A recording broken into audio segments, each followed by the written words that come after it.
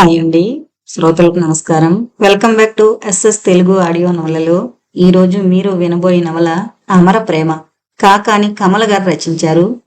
1981లో వచ్చిన నవలండి. ఇక నవల్లోకి వెళ్ళిపోదాం.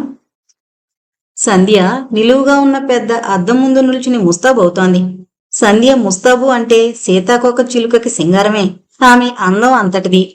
మబ్బువన్నే అమెరికన్ జార్జెట్ చీర, చిన్న చిన్న చుక్కలున్న నీలిరంగు రూబీ జాకెట్టు వేసుకుంది. షాంపూతో రుద్దిన జుట్టు మంచి పరిమళంతో తేలికయ్యి గాలికి పలచగా కదులుతోంది. వెంట్రుకలు బ్రష్తో బాగా దువ్వి సగానికి లూజుగా క్లిప్తో బిగించింది. విశాలమైన కళ్ళ చివర కాటుక పుల్లతో రాసి పఫ్తో పౌడర్ అద్దింది. ధనస్సులా వంపు తిరిగిన నల్లని కనుబొమ్మల మధ్య నీలిరంగు డాట్ పెట్టుకుంది. చెవి పక్కగా ఎర్రని జంట గులాబీలు పించేసింది. మేకప్ ముగించి ఒక్కసారి తన ప్రతిబింబాన్ని అద్దంలో పరిశీలనగా చూసుకుంది. ఫైనల్ టచెస్ ఇచ్చిన తర్వాత పెయింటింగ్ ని చూసుకున్న ప్రసిద్ధ చిత్రకారుల్లా ఆమె కళ్ళు సంతృప్తితో మెరిశాయి. మిర్రర్ మీద నుంచి దృష్టి తిప్పి రిస్టువాచి కేసి చూసుకుంది. సమయం 5 గంటలు కావస్తోంది. పక్క గదిలో సిద్ధార్థ్ ఇంకా నిద్రపోతూనే ఉన్నాడు. లేవనే లేదు. పగటిపూట అలా నిద్రపోయేవాళ్ళంటే సంధ్యకి తగని చిరాకు. డాక్టర్ అయ్యుండి కూడా సిద్ధార్థ్ రోజు పగటిపూట నిద్రపోతాడు. ఆదివారం వచ్చిందంటే మరీ ఘోరం. బెడ్ పేషెంట్లా పగలంతా మంచం మీదే ఉంటాడు. సాయంత్రం 6 గంటలు కావస్తుంటే గోరువెచ్చని ఉడుకులో నీళ్లలో స్నానం చేసి ట్రిమ్గా ముస్తాబై క్లబ్కి బయలుదేరతాడు. కొన్నాళ్లుగా అది అతని అలవాటు.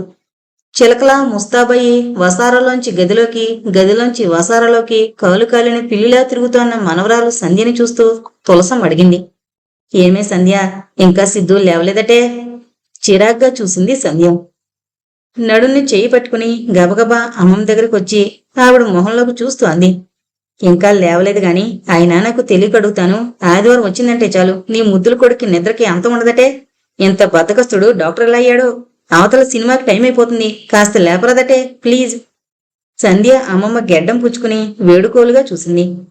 తులసమ్మ ముసిముసిగా నవ్వింది. వాడు మొదట్నుంచి అంతేనే, సాధారణంగా పడుకోడు, పడుకుంటే లేవడు. మూతి విరిచింది సంధ్య. అబ్బో, ఎలా చెప్తుందో చూడు, కొడుకు గొప్పతనం కాస్త లేపమంటుంటే. ప్లీజ్ అమ్మమ్మా. నేను లేపడమే, ఆ పని నువ్వే చెయ్యి, కొత్త భార్యవు కదూ, లేపినా కసురుకోడు అంటూ చల్లని మంచినీళ్ల గ్లాస్ అందించింది. సంధ్య ఒక క్షణం ఆలోచించి కళ్ళు తిప్పింది. అయితే లేపమంటావా? సంధ్య గ్లాసు తీసుకుని సిద్ధార్థ గదిలోకి వెళ్ళింది. చేతుల నిండా గలగల్లాడే బంగారు మట్టి గాజులు సన్నగా సవ్వడి చేస్తూ కాలివేళకి ఉరుసుకున్న మువ్వల మట్టెలు, మెళ్ళో పచ్చగా కాంతులునుతూ పసుపు మరకలు మాయని మంగళసూత్రాలు, కొత్త పెళ్లి కూతురి శోభ 10 అడుగుల దూరంలోనే తెలుస్తోంది. గదిలో మంచం మీద పడుకున్న సిద్ధార్థ తల్లి భార్యల ప్రసంగం వింటూనే ఉన్నాడు. అయినా లేవడం ఇష్టం లేక నిద్ర నటిస్తూ ఉండిపోయాడు. భర్త గదిలోకొచ్చిన సంధ్య క్షణంసేపు తటపడాయింపుగా నిల్చుండిపోయింది. పెళ్లి చేసుకుంది స్వంత మావైనైనా ఇంకా కొత్త కావడంతో ఆమెకి సిద్ధార్థ దగ్గర తగిన చొరవ ఏర్పడలేదు. అతడు బాగా రిజర్వుడ్గా ఉంటాడు. ఎక్కువగా మాట్లాడే స్వభావం కాదు. ఇప్పటికీ కొన్ని విషయాల్లో తులసమ్మ కొడుక్కి భయపడుతుందంటే అతిశయోక్తి లేదు. సంధ్య నెమ్మదిగా మంచం దగ్గరకు వచ్చింది. పైన ఫుల్ స్పీడ్లో సీలింగ్ ఫ్యాన్ తిరుగుతోంది. డబుల్ కాట్ డన్లప్ మీద పల్చటి నైలాన్ దోమతెర కింద శేషతల్పం మీద విష్ణుమూర్తిలా సిద్ధార్థ హాయిగా పవళించున్నాడు. సంధ్య దోమతెర పైకెత్తింది. సన్నటి గళ్లలుంగి మీద తెల్లటి కట్బనీని వేసుకున్నాడు. దోరగా మగ్గిన బంగినపల్లి మామిడికాయల ఆరోగ్యంతో మెరుస్తూ పచ్చటి దేహకాంతితో కండపట్టి మెలికలు తిరిగిన బలమైన శరీరం, చెయ్యెత్తు భారీ విగ్రహంతో ఉండే సిద్ధార్థ ఆరోగ్యంతో మిస్మిస్లాడుతూ డాక్టర్ అంటే ఇలా ఉండాలి అనిపించేటంత గొప్పగా ఉంటాడు. మొన్నటిదాకా అతడు కేవలం మామయ్య పరాయివాడు, కాని ఇప్పుడు తన భర్త. ఆ ఆలోచన రాగానే సంధ్య పెదవుల మీద సన్నటి చిరునవ్వు విరిసింది. ఆమెలో చిలిపి కోరిక కలిగింది. చొప్పున గ్లాసులోని చల్లటి నీళ్లు చేతిలో వంపుకుని అతడి మీద చిలకరించి ఆ తడి చేతిని చెంపల మీద రుద్దింది. చుట్టలు చుట్టుకున్న కొండ చిలువ విడిపడినట్లు సిద్ధార్థలో కదలికొచ్చింది. అబ్బా, ఏంటి సంధ్య? బద్ధకంగా ఒత్తిగిల్లి ఆమె కేసి చూశాడు. వాలుగా మంచి అలంకరణతో అందంగా కనిపించింది భార్య. అతని కనుబొమ్మలు ముడిపడ్డాయి. ఏంటి విశేషం? ఏంటా, ఈరోజు ఆదివారం సెలవు దినం, కాస్త జాలీగా సినిమాకి తీసుకువెళ్తావేమోనని ఇందాకటి నుంచి ఎదురు చూస్తున్నాను. నువ్వేమో కుంభకర్ణుల్లా పడకేశావు అంది మంచినీళ్ల గ్లాస్ అందిస్తూ. సిద్ధార్థ బద్ధకంగా ఒళ్ళు విరుచుకుంటూ మంచంలోంచి లేచి కూర్చున్నాడు. సంధ్య కళ్ళు మెరిశాయి. అమ్మయ్య, లేచావు కదా, ముందు వేడిగా కాఫీ తెస్తా. ఆ బద్ధకం అంతా నిమిషాల్లో పోతుంది. సరదాగా సినిమాకి వెళదాం. హుషారుగా వంటగదిలోకి వచ్చింది సంధ్య.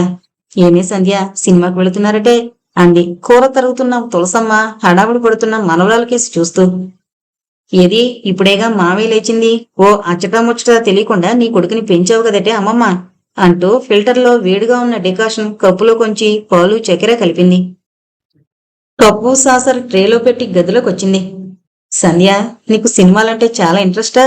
కాఫీ కప్ అందుకుంటూ ఇబ్బందిగా అడిగాడు సిద్ధార్థ. సంధ్య మనసు చిరచరమంది. తల అడ్డంగా కదిపింది. రోగాలంటే ఇంట్రెస్ట్, సినిమా హాల్లోకి తీసుకెళ్తే కళ్ళు మూసుకుని కూర్చుంటాను అంది విసురుగా ముఖం తిప్పుకుంటూ. సన్నటి చిరునవ్వుతో సిద్ధార్థ పెదవులు వంపు తిరిగాయి. కోపం వచ్చినట్లుందే? కాదు, సంతోషంగా ఉంది. దాంతో సిద్ధార్థ కాస్త తగ్గాడు. ఏం సినిమాకి వెళదాం చెప్పు, సాధ్యమైనంత లాలాను అడిగాడు. చివాళ్ళ మంచం మీద నుంచి లేచింది సంధ్య. నన్నడుగు, ఇంత పెద్ద సిటీలో ఏదో ఒక సినిమా ఉండకపోతుందా అంది ఉక్రోషంగా. చొప్పున ఆమె చేతిని పట్టుకుని తిరిగి కూర్చోబెట్టాడు. అలానకు సంధ్య, ఇవాళ ఆదివారం, థియేటర్స్ అన్ని హౌస్ఫుల్ కలెక్షన్స్ తో నడుస్తాయి, ముందే రిజర్వ్ చేసుకోవాలి అన్నాడు. నీకంత శ్రద్ధ కూడాను. పోనీ, ఇదిగో మావయ్య, అవన్నీ నాకు అనవసరం. సినిమాకి తీసుకువెళతావా లేక నన్నే వెళ్ళమంటావు చెప్పు. ఆవేశంగా కూర్చున్న చోటు నుంచి లేచింది. సిద్ధార్థ ఖాళీకప్పు టీపై మీద పెడుతూ భార్య ముఖంలోకి చూశాడు. అమాయకంగా ఉన్న కళ్ళు, ముక్కు పచ్చలారిన వయసు లేత మొగలా కనిపించింది. సరే, నీ ఇష్టం, వెళదాం పద అంటూ తెచ్చిపెట్టుకున్న హుషారుతో మంచం దిగాడు. పగ్గం తెంచుకున్న తీగల సంధ్యలో సంతోషం పరవళ్ళు తొక్కింది. శబ్దమయ్యేలా రెండు చేతులు జోడించింది. అబ్బా, దేవుడు వరం కురిపించాడు. సిద్ధార్థ నవ్వుతో ముఖం తిప్పుకున్నాడు. బాత్రూంలో అన్ని సిద్ధంగా ఉంచాను, వెళ్ళు, ఈలోగా బట్టలు తీసి ఉంచుతాను అంటూ అతని బట్టల బీరువా తెరిచింది. 5:30 దాటుతూ ఉంటే కారు గ్యారేజ్లోంచి తీశాడు సిద్ధార్థ. అతడు జోస్యం చెప్పినట్లే థియేటర్లన్నీ జనంతో కిటకిటలాడుతున్నాయి.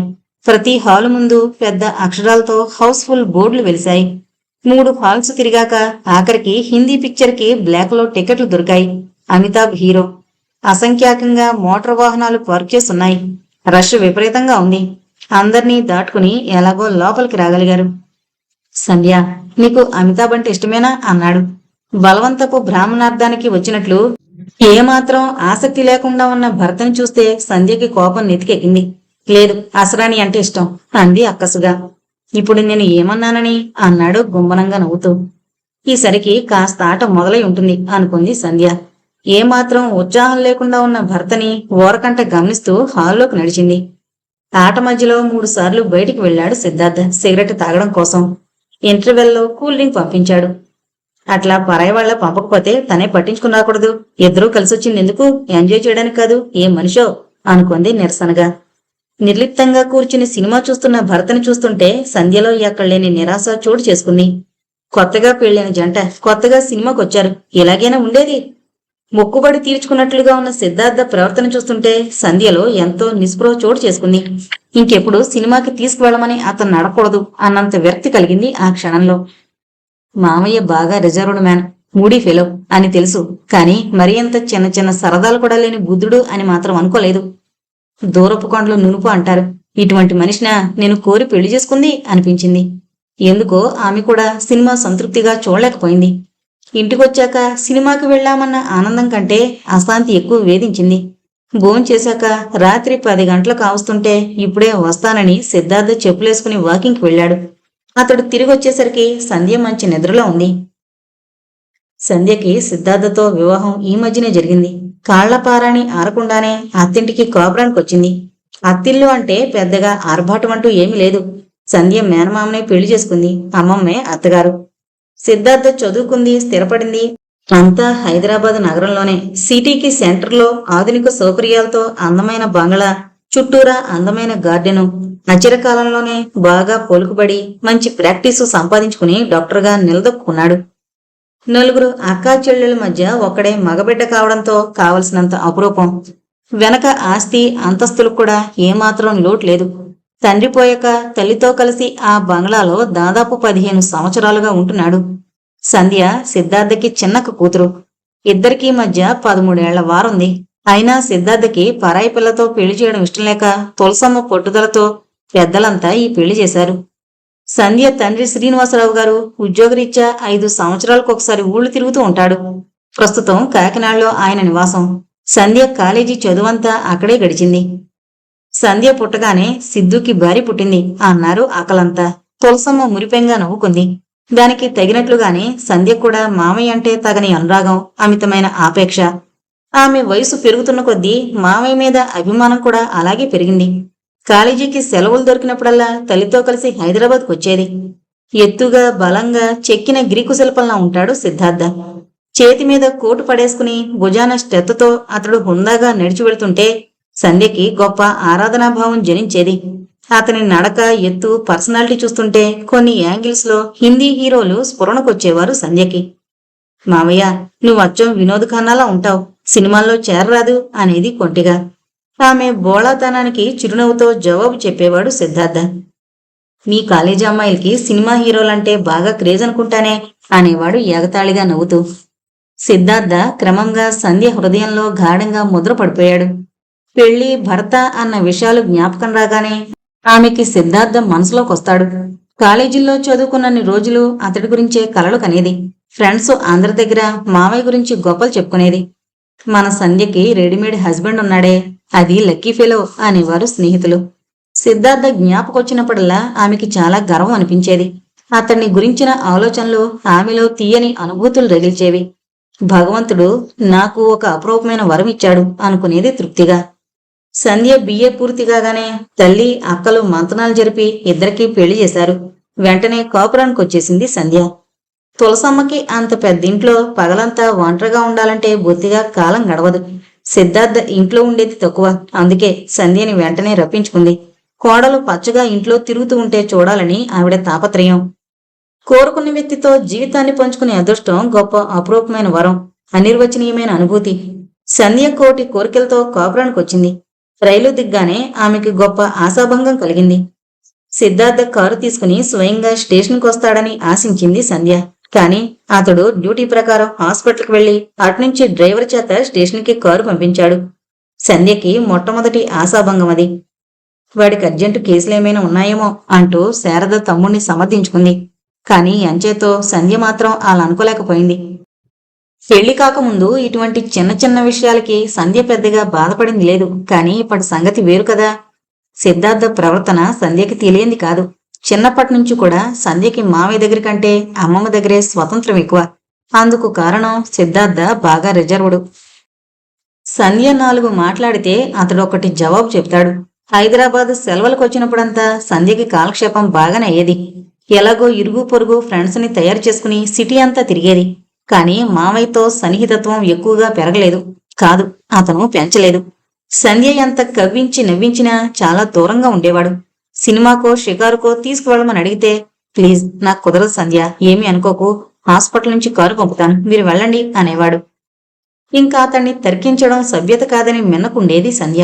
ఇప్పుడు కాదు, ఆఫ్టర్ మ్యారేజ్ ఆ మాటను చెప్తాను అనుకునేది మనసులో మురిపెంగా. సిద్ధార్థ ఉదయం 8 గంటలకి హాస్పిటల్కి వెళ్లి మధ్యాహ్నం 12 గంటలకి కాస్త అటు ఇటుగా ఇంటికొస్తాడు. భోంచేసి కాసేపు పేపర్ చదువుతాడు.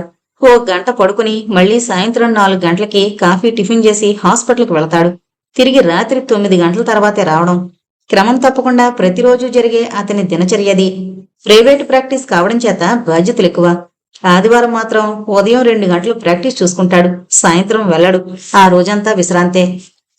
సంధ్య కాపురానికి వచ్చిన తర్వాత 3వ ఆదివారం అది. మొదటి వారం చుట్టాలు, 2వ వారం ఫ్రెండ్స్ తో గడిచిపోయింది.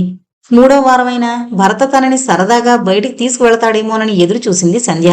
కాని సిద్ధార్థ ధోరణి అందుకు పూర్తి విరుద్ధంగా ఉండడంతో ఆఖరికి ఆమె తనకి తాను సినిమా ప్రపోజల్ తీసింది.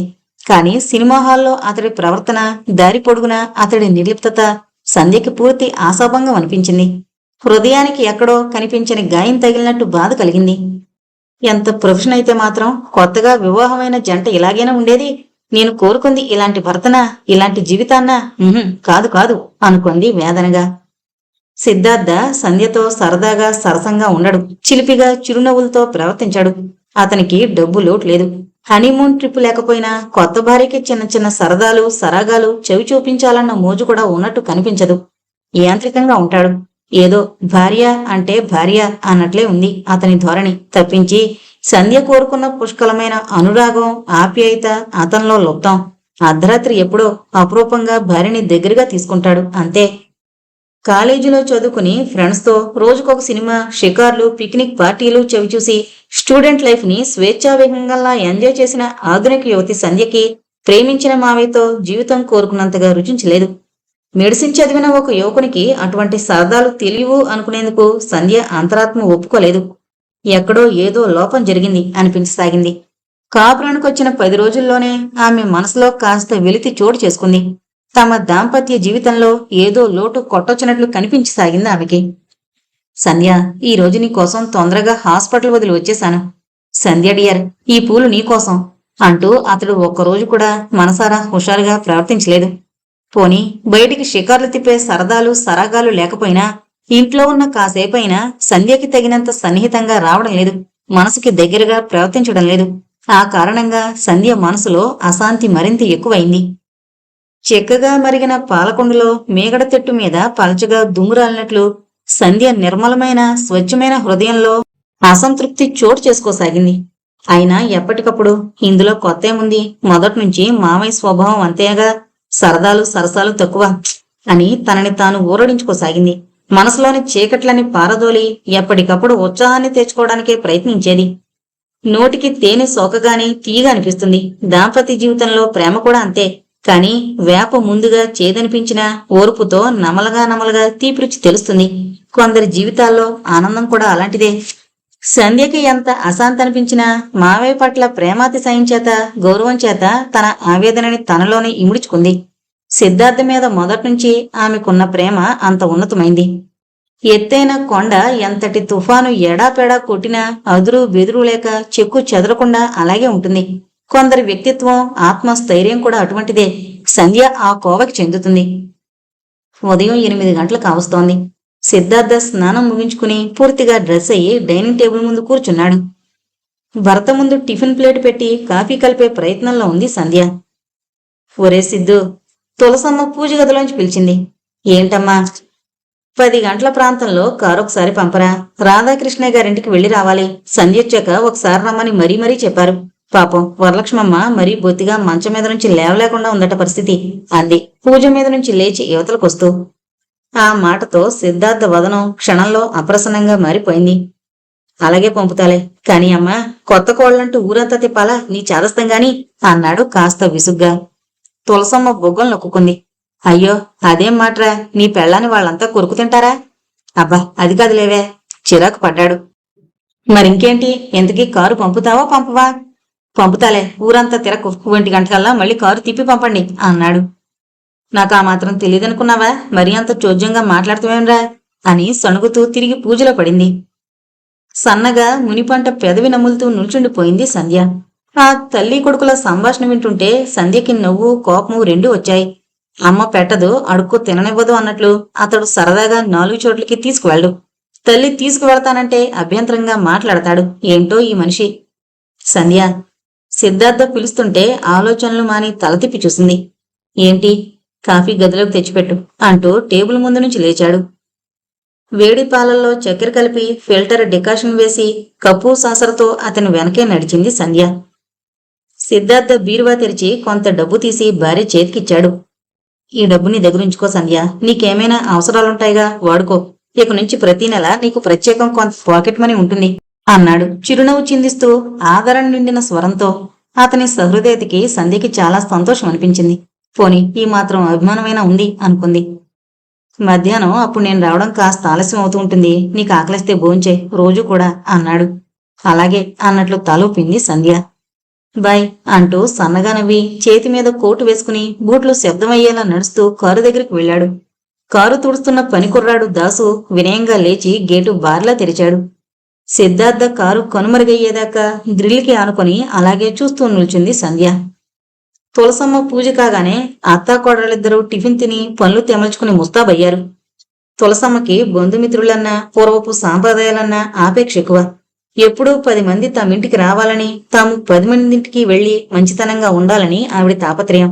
కాని సిద్ధార్థ అందుకు పూర్తి విరుద్ధం. సంధ్య బీరువా తెరిచి నైలాక్సు చీర తీస్తుంటే, వద్దే అమ్మాయి, పొడి చీర కట్టుకో అంది తులసమ్మ. పెద్ద పెద్ద జరీ పువ్వులతో బోర్డర్ లేకుండా ఉన్న వంగపండు రంగు పట్టుచీర, అదే రంగు జాకెట్టు వేసుకుంది సంధ్య. ముత్యాల సెట్టు అలంకరించుకుంది. అద్దం ముందు నిల్చుంటే తన అందం తనకే ప్రశంసగా కనిపించింది. కాని ఎంత అందంగా అలంకరించుకుని చిలిపిగా కవ్వించినా చూసి చూడనట్లు నిర్లిప్తంగా ఉండే మావయ్య జ్ఞాపకం వచ్చాడు. గాఢంగా వెలువడే నిట్టూర్పు ఆపుకుంది సంధ్య. 10 గంటల ప్రాంతంలో కారొచ్చింది. దాసుకి ఇల్లప్పగించి లాయర్ రాధాకృష్ణ గారింటికి బయలుదేరారు. దూరపు బంధుత్వం కంటే కూడా ఆయన తల్లి వరలక్ష్మమ్మ గారికి తులసమ్మకి మధ్య చాలా ఏళ్లుగా మంచి స్నేహం ఉంది. ఈ మధ్య వరలక్ష్మమ్మ బొత్తిగా మంచం దిగలేకపోతోంది. అందుకే కోడల్ని చూపించడానికి తులసమ్మే బయలుదేరింది. వీళ్లు వెళ్లేసరికి లాయర్ గారు ఇంట్లో లేరు. పిల్లలంతా కాలేజీకి వెళ్లారు. రాధాకృష్ణ గారి భార్య శకుంతల ఆదరంగా స్వాగతం చెప్పింది. ఆవిడికి దాదాపు 35 ఏళ్ల వయసు ఉంటుంది. మనిషి పొందిగ్గా ఉంది. ప్రశాంతంగా నిర్మలమైన వదనంతో చూడగానే మహా ఇల్లాలు అనిపించింది సంధ్యకి. కొత్త కోళ్ళ అంటూ సంధ్యని ప్రేమగా పరామర్శించింది. వరలక్ష్మమ్మ ఉన్న గదిలోనే అంతా కూర్చున్నారు. పలకరింపులయ్యాక, ఆ అమ్మాయి సంధ్య, మా ఇల్లు చూద్దుగాన్రా అంది శకుంతల. సంధ్య లేచి ఆవిడ వెంట లోనికి వెళ్ళింది. తులసమ్మ, వరలక్ష్మమ్మ మాటల్లో పడ్డారు. సంధ్య వాళ్ళిల్లు, పెరటి తోట అంతా చూసేసరికి 15 గంట పట్టింది. అమ్మాయి, నువ్వు వెళ్ళి ఆ గదిలో వాళ్ళ దగ్గర కూర్చోమ్మా, నేను కాఫీ టిఫిన్ పట్టించుకుని వస్తాను అంది శకుంతల. ఇప్పుడు ఎందుకండి, మేం తీసుకుని వచ్చాం అంది ఇబ్బందిగా సంధ్య. మరేం పర్వాలేదులే, కొత్త కోడలివి, మా ఇంటికి మొదటిసారిగా వచ్చావు, ఆ మాత్రం చెయ్యొద్దు అంటూ సరసంగా నవ్వింది ఆవిడ. ఆ పైన తర్కించలేదు సంధ్య. పిల్లల్లో పిల్లగా, పెద్దల్లో పెద్దగా ఉంటుంది ఈవిడ అనిపించింది సంధ్యకి. హాలు దాటి గదిలోకి రాబోయిన సంధ్య చొప్పున కాలికి సంకెళ్లు పడినట్లు గడపలోనే ఆగిపోయింది. గదిలో మంచంలో ముడుచుకుని కూర్చున్న వరలక్ష్మం అంటోంది, పోనీలే తులసి, నీ కొడుకు ఎప్పటికైనా ఓ దారికొచ్చాడు, అంతే చాలు. ఇంక అన్నీ నీ కోళ్లే చూసుకుంటుందిలే, దిగులు పడకు. మళ్ళీ ఈ రోజుల్లో మనమని ఎత్తుకుందుగాని. ఆ ఆశతోనే 30 తిప్పలు పడి ఈ పెళ్లి చేశాను. వాడు మనుషుల్లో పడితే అంతే చాలు అంది తులసమ్మ గొంతు. సంధ్య అయోమయంతో నిశ్చేష్టురాలైంది. ఆమెకి క్షణంసేపు మెదడు స్తంభించినట్లు కనిపించి ఉక్కిరిబిక్కిరైంది. ఏంటి ఏంటి వీళ్ళు మాట్లాడుకోంది, ఎవరి గురించి? అట్లా సర్పదృష్టలా ఎంతసేపు నిల్చుండిపోయిందో ఆమెకే తెలీదు. కొద్ది క్షణాల తర్వాత పక్కనే అలికిడి కావడంతో చొప్పున తేరుకుని గదిలోకొచ్చింది. సంధ్య ప్రవేశంతో ముసలమ్మలిద్దరూ సంభాషణ మార్చేశారు. ఇల్లంతా చూసావటే సంధ్య అడిగింది తులసమ్మ. ఆ అంది ముభావంగా సంధ్య. ఇంతలో శకుంతల కాఫీ పలహారాలు ట్రే పట్టించుకుని గదిలోకొచ్చింది. కొత్త కోడల్ని చీర రవికతో సత్కరించి పసుపు కుంకాలిచ్చింది. 12 గంటల ప్రాంతంలో అతి కష్టం మీద కబుర్లు కట్టిపెట్టి లేచింది తులసమ్మ. అమ్మగారు, ఇప్పటికే ఆలస్యమైంది, హాస్పిటల్కి వెళ్లి అట్నుంచే అంతా ఇంటికి వెళదాం అన్నాడు డ్రైవర్. హాస్పిటల్ ముందు కారాపి దిగుతారా అని అడిగాడు. వద్దులే, ఆయన పిలు అంది సంధ్య. ఆ పరిసరాలన్నీ సంధ్యకి సుపరిచితాలే. పెళ్లి కాకముందు చాలాసార్లు వచ్చింది. డ్రైవర్ లోపలికి వెళ్ళాడు. నువ్వు దిగరాదటే అమ్మాయి అంది తులసమ్మ. వద్దులేమ్మమ్మా, ఇదివరకు చాలాసార్లు చూసా కదా అంది అన్యమనస్కంగా సంధ్య. ఆమె మనసులో ఇందాక విన్న ప్రసంగమే కదులుతోంది. అమ్మమ్మ అలా ఎందుకు మాట్లాడింది? ఆవిని అడగాల వద్దా? అడిగినా నిజం చెప్తుందా చెప్పదా అన్న సందేహమే తర్జన భర్జన అవుతోంది. ఇంతలో బ్రీఫ్ కేస్ చేతపట్టుకుని సిద్ధార్థ కారు దగ్గరకొచ్చాడు. వెనకాల డ్రైవర్ కోటు తెచ్చి సీటు మీద వేశాడు. అంతా కలిసి 10 నిమిషాల్లో ఇంటికొచ్చారు. ఆ రోజల్లా సంధ్య మనసులో లేదు. మనసు చుట్టూ ఒకే ఆలోచన జోరీగల రొదపెట్టసాగింది. పోనీలే తులసమ్మ, నీ కొడుకు ఎప్పటికైనా ఒక దారికొచ్చాడు. ఇంకన్నీ నీ కోళ్లే చూసుకుంటుంది. మళ్ళీ ఈ రోజుల్లో మనమని ఎత్తుకుంటావులే, దిగులు పడకు. ఆ ఆశతోనే 30 తిప్పలు పడి ఈ పెళ్లి చేశాను. వాడు మనుషుల్లో పడితే నాకంతే చాలు. సంధ్య అసహనంగా తల విదిల్చుకుంది. అమ్మమ్మ 30 తిప్పలు పడి మావయ్యకి తనకి పెళ్లి చేసిందా? అయితే మావయ్యకి ఈ పెళ్లిష్టం లేదా? అతని నిర్లిప్త ప్రవర్తనకి కారణమదేనా? మావయ్యకి ఎందుకు ఈ పెళ్లిష్టం లేదు? అసలు పెళ్లి ఇష్టం లేదా? లేక వేరే ఎవరినైనా లవ్? అంతే, సంధ్య ఆలోచనలు అక్కడితో ఆగిపోయాయి. ఇంకా ఆ పైన ఏమాత్రం ఆలోచనలొచ్చినా సహించలేనంత వేదనతో గట్టిగా 2 చేతుల మధ్య తల పట్టుకుంది. ఆలోచించిన కొద్దీ ఇంకా గుండె ఆగిపోతుందేమో అన్నంత ఆవేశం వచ్చింది. నిజానికి వాస్తవిక జీవితంలో కొన్ని నిజాలు తెలియకపోతేనే మంచిది, తెలిస్తే భరాయించడం కష్టం. సంధ్యకి ఆ రోజు తాను విన్న సంభాషణకి సిద్ధార్థ ప్రవర్తనకి పోల్చుకుంటే సమన్వయం కుదిరింది. అందుకే ఎంత ఊరడించుకున్నా, ఎన్ని విధాలుగా తనని తాను సముదాయించుకున్నా ఆమె మనసులో దిగులు, కనిపించని చీకట్లు పేరుకోసాగాయి. ఆదిలోనే హంసపోదు అన్నట్లు కాపురానికొచ్చిన తొలి రోజుల్లోనే మబ్బు కమ్మిన చందమామల అయింది ఆమె హృదయం. అది మొదలు. సంధ్యలో ఆనందం, ఉత్సాహం క్రమంగా అంతరించి ఆ స్థానంలో నిరాశ, నిర్లిప్తత చోటు చేసుకోసాగాయి. సిద్ధార్థని చూస్తుంటే ఎంత అనురాగం అనిపించినా వెనకట్ల చిలిపితనంతో స్వతంత్రంగా వ్యవహరించలేకపోతోంది. అంతరాంతరాల్లో ఇది అని అంతు తెలియని వ్యధ కారుచిచ్చులా ఆమెని దహించసాగింది. ఆమె హృదయాకాశం నిండా కనిపించని కారుమబ్బులు. సంధ్య హృదయ వేదనని ఎక్కువ చేయడానికి అన్నట్లు యాదృచ్ఛికంగా ఒక చిన్న అపశృతి కనిపించింది. ఆ రోజు తీరికెక్కువైన సంధ్య ఏమీ తోచక సిద్ధార్థ రీడింగ్ రూమ్ లో ప్రవేశించింది. గదిలో ఒక పక్కగా 2 బీరువాలు, అందులో ఒక దాని నిండా మందులు, ఇంకో దానిలో పుస్తకాలు, మరొక పక్కగా టేబుల్, 4 కుర్చీలు, గోడకున్న షెల్ఫ్ నిండా రకరకాల మెడికల్ మ్యాగజైన్స్, కాగితాలు, పేపర్లు, ఇంకా అనేక రకాలైన వస్తువులన్నీ పేర్కొనున్నాయి. ఒక విధంగా అది సిద్ధార్థ పర్సనల్ రూమ్. అందులో అన్ని అతనికి సంబంధించినవే ఉంటాయి. వేరే ఎవరు అందులోకి వెళ్లరు. అసలు అంతటి అవసరం కూడా ఎవరికీ లేదు. ఫ్రెండ్ దగ్గర నుంచి తెచ్చిన పుస్తకం ఒకటి కనిపించడం లేదని కాస్త వెతికి పెట్టమని చెప్పి వెళ్ళాడు సిద్ధార్థ. ఇప్పుడు ఆ పని మీద సంధ్య అతని గదిలోకి ప్రవేశించింది. ఓపిగ్గా పుస్తకాలన్నీ తీసి దొంతుగా పేర్చి దుమ్ము దులిపి యథాస్థానంలో సర్దసాగింది. అట్లా సర్దుతుంటే హఠాత్తుగా ఒక ఇన్లాండ్ ఉత్తరం మడతలో నలిగి పుస్తకాల మధ్య నుండి జారి నేల మీద పడింది. సంధ్య చొప్పున ఆ ఉత్తరాన్ని చేతుల్లోకి తీసుకుని కుతూహలంగా విప్పింది. దాదాపు 6 నెలల క్రితం వచ్చిన ఉత్తరం అది. ఆ ఉత్తరం రాసింది సీత. అంటే సిద్ధార్థ పెద్దక్క, సంధ్యకి పెద్దమవుతుంది. తులసమ్మ తొలిచూలు సంతానం సీత. సీతకి అందరూ మగపిల్లలే, ఆడపిల్ల లేరు. అందుచేత సంధ్య అంటే ఆవిడికి చాలా మమకారం. అనాలోచితంగానే ఉత్తరం మీద దృష్టిని నిలిపింది సంధ్య. చిరంజీవి సిద్ధుకి సీతక్క ఆశీర్వదించి రాయింది. నీ గురించి అమ్మ వివరంగా రాసిన ఉత్తరం చదువుకుని ఎంతో బాధపడ్డాను. అమ్మ రాసిన ప్రతి పదంలోనూ ఆవిడ హృదయ వేదన అర్థమవుతోంది. సిద్ధు, నువ్వు పెద్ద చదువు, అందుకు తగిన సంస్కారం ఉన్నవాడివి. ప్రత్యేకించి నీకు నేను చెప్పవలసిన పనిలేదు. కానీ సిద్ధు, అమ్మని ఈ వయసులో బాధ పెట్టడం నీకు న్యాయమేనా? డాక్టర్గా ఆవిడ శరీరానికి పట్టిన జబ్బుల్ని నయం చేయడం కంటే కన్న కొడుకుగా ఆవిడ మనసుకి శాంతిని చేకూర్చడం నీ కనీస ధర్మం కాదా? నాన్న పోయాక అమ్మ మరీ పిచ్చిదైంది. ప్రాణాలన్నీ నీ మీదే పెట్టుకుని ఆ దిగులంతా మరిచిపోవడానికి ప్రయత్నించింది. 4 ఆడపిల్లల మధ్య ఒక్కడిగా నిన్ను అపురూపంగా కంటికి రెప్పలా చూసుకుంది. ఈ వయసులో ఆవిడ కొడుకు కోడలు పచ్చగా కళ్ళెదుట తిరుగుతుంటే ఆనందపడాలని, మన్మలతో ఆడుకోవాలని తాపత్రయపడడం అత్యాస. నువ్వు ఈనాడు ఇంత ప్రయోజకుడివి అయినందుకు అమ్మతో పాటు సమానంగా నీ అక్కలు కూడా ఆనందించారు. మేమంతా నీ పెళ్లి పిలుపు కోసం ఎదురు చూస్తున్న ఈ తరుణంలో నువ్వు అసలు పెళ్లే వద్దనవేమిటి? నీ మాటలో నిర్ణయం వింటే శారదక్క ఎంత బాధపడుతుందో ఆలోచించావా? సంధ్య పుట్టిన క్షణం నుంచి నీ భారీగానే పెరిగింది. నేటికి నిన్ను మనసారా కోరుకుంటోంది. ఇప్పుడు ఆమెని కాదనడం భావ్యమేనా? ఆలోచించుకో. పోనీ నువ్వంతగా సంధ్యని కాదంటే మేమంతా సర్దుకుంటాం. దానికి పెళ్లి కాకపోదు. కానీ నువ్వు అసలు పెళ్లే వద్దని భీష్మించుకున్నావట. నీ నిర్ణయానికి అమ్మ ఎంత వేదన పడుతుందో ఆలోచించావా? సిద్ధు, నువ్వు చిన్నవాడివి కాదు, 30 ఏళ్లు నిండాయి. నీకు తోడు కావాలి. అమ్మ మనసుకి శాంతి కావాలి. అప్పుడు మా అందరికీ ఆత్మసంతృప్తి. సిద్ధు, ఇకనైనా నీ మనసు మార్చుకో. అందరికీ ఆనందదాయకమైన నిర్ణయం తీసుకో. అక్కగా అధికారంతో కాక అనురాగంతో ఈ 4 మాటలు రాస్తున్నాను. కాదంటావు, నీ ఇష్టం. ఇట్లు నీ అక్క సీత. ఉత్తరాన్ని చేతబట్టుకుని చాలాసేపు సర్పద్రష్టలా అలాగే ఉండిపోయింది సంధ్య. ఆమె కళ్ళ ముందు ఏదో ఇంద్రజాలం జరుగుతున్నట్లుగా ఉంది. తన పెళ్లి వెనక ఇంత కథందా? పెద్దమ్మ, అమ్మమ్మల ప్రోద్బలంతో మావయ్య ఈ పెళ్లి చేసుకున్నాడా? అసలు పెళ్ళంటే ఇష్టం లేక తనని కాదన్నాడా? లేక తన పట్ల అయిష్టతతో పెళ్లి వద్దని నిరాకరించాడా? అసలు మావయ్య మనసులో మాట ఏమిటి? సంధ్యకి ఆలోచించిన కొద్దీ మెదల్లో నరాలు చిట్లుతున్నంత అలసట కలిగింది. కాని ఎంత ఆలోచించినా నిండుగా గంభీరమైన నదిలాంటి సిద్ధార్థ ఆంతర్యం సంధ్యకి ఒక పట్టాన అంతుచిక్కడం లేదు. అంచెలంచెలుగా అతడి ప్రవర్తన జ్ఞాపకం వచ్చింది.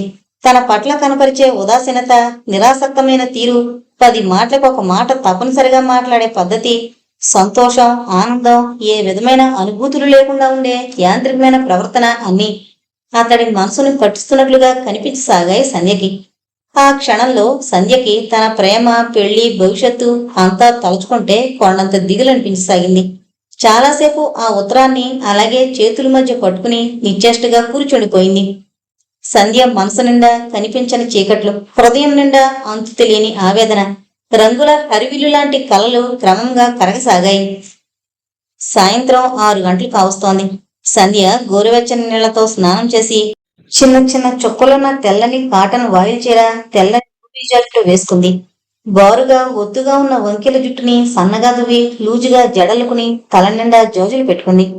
పడక గదికి పక్కగా కిటికీకి ఆనుకొని పెద్ద జాజిపందిరుంది. సిద్ధార్థ కావాలనే అలా చెట్లు నాటించాడు. పొద్దుగుంకేసరికి పందిరి నిండా దూసుల కొద్దీ పువ్వులు విరగబూస్తాయి. దాసు చిన్న గిన్నె నిండా పూలు కోసి మిగతావన్నీ చెట్టుకే ఉంచేస్తాడు. రాత్రిపూట పక్క మీద వాలితే కిటికీ నుండి విసిరే చల్లటి గాలితో పాటు మత్తెక్కించే ఆ పూల వాసన కూడా గదంతా నిండుతుంది. తనువుని, మనసుని ఆ సన్నజాజి పరిమళం ఉక్కిరిబిక్కిరి చేసి మైమర్పిస్తుంది. పెళ్లి కాకముందు మావయ్య అభిరుచికి సంధ్య ఎంతో ఆనందించింది.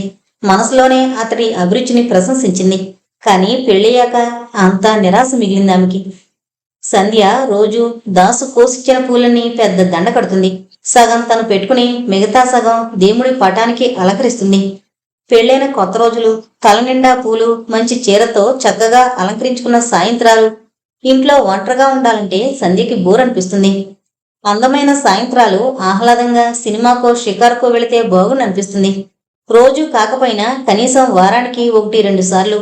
కాని సంధ్య ఆలోచన తెగింది. ఇంటి ముందు కారు చొప్పుడైంది. పడక గదిలో కూర్చుని పూలమాల కడుతున్న సంధ్య కొద్దిగా తల తిప్పి కిటికీలోంచి చూసింది. సిద్ధార్థ హడావిడిగా లోపలికొస్తున్నాడు. పెద్ద బెల్తో ముదురు ఆకుపచ్చ ప్యాంటు, తెల్లని షర్టుపై సన్నని నిలువు గీతలున్న ఫుల్ హ్యాండ్స్ షర్టు, నడుం చుట్టూ పెద్ద బకిల్తో బెల్టు, చెవులని కప్పుతో మెడంతా పాకిన క్రాఫు, మూతికి 2 పక్కల సన్నగా వంపు తిరిగిన చక్కని మేస్కట్టు. అంత అప్ టు డేట్ గా ఉన్న మనిషిలో ఒక విధమైన గంభీరత కొట్టొచ్చినట్లు కనిపిస్తోంది. నిండుగా హుందాగా ఉంటాడు. అప్పటికే హాస్పిటల్ సమయం మించిపోవడంతో హడావిడిగా లోపలికొచ్చాడు సిద్ధార్థ. ఆ రోజు మధ్యాహ్నం 3 గంటల ప్రాంతంలో పని మీద బయటకు వెళ్లాడు. గదిలో కడుగు పెడుతూనే సంధ్య పిలిచాడు సిద్ధార్థ. పూలల్లి కాపి తలెత్తి భరతకేసి చూసింది సంధ్య. ప్లీజ్ సంధ్య, కాస్త తాగడానికి వేడిగా ఏదైనా తెచ్చిపెడతావా? తొందరగా వెళ్ళాలి అన్నాడు. సంధ్య లేచి వంటగదిలోకి వెళ్ళింది. తులసమ్మ రాత్రి వంటకి ప్రయత్నం చేస్తోంది. 2 పూట్ల ఆవిడే వండుతుంది. పై పనులన్నీ సంధ్య వంతు. ఎవరే వచ్చింది? సిద్ధుయేనా? తాగడానికి కావాలట అంటూ మిల్క్ బాయిల్లోంచి వేడి పాలు తీసి బోర్నవిటా కలిపింది. ఆమె గదిలోకి వచ్చేసరికి డ్రెస్సింగ్ మిర్రర్ ముందు నిల్చుని తలదూకుంటున్నాడు సిద్ధార్థ.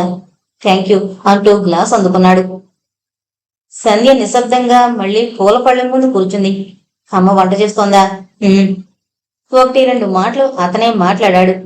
సంధ్య ఆ అంటూ ముక్తసరిగా జవాబు చెప్పింది తప్పించి ఎక్కువగా మనసుపై మాట్లాడలేకపోయింది.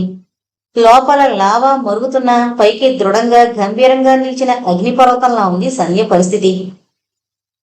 త్రాగడం పూర్తయ్యాక గ్లాసు కింద పెట్టి పరిశీలనగా భార్యకేసి చూశాడు సిద్ధార్థ. గలగలా పారే జలపాతం ఒక్కసారి గెడ్డకట్టినట్లు అనిపించింది. సంధ్య, ఏంటి ఈ రోజంత స్తబ్దుగా ఉన్నావు? రోజు ఎలా మాట్లాడేదానివి?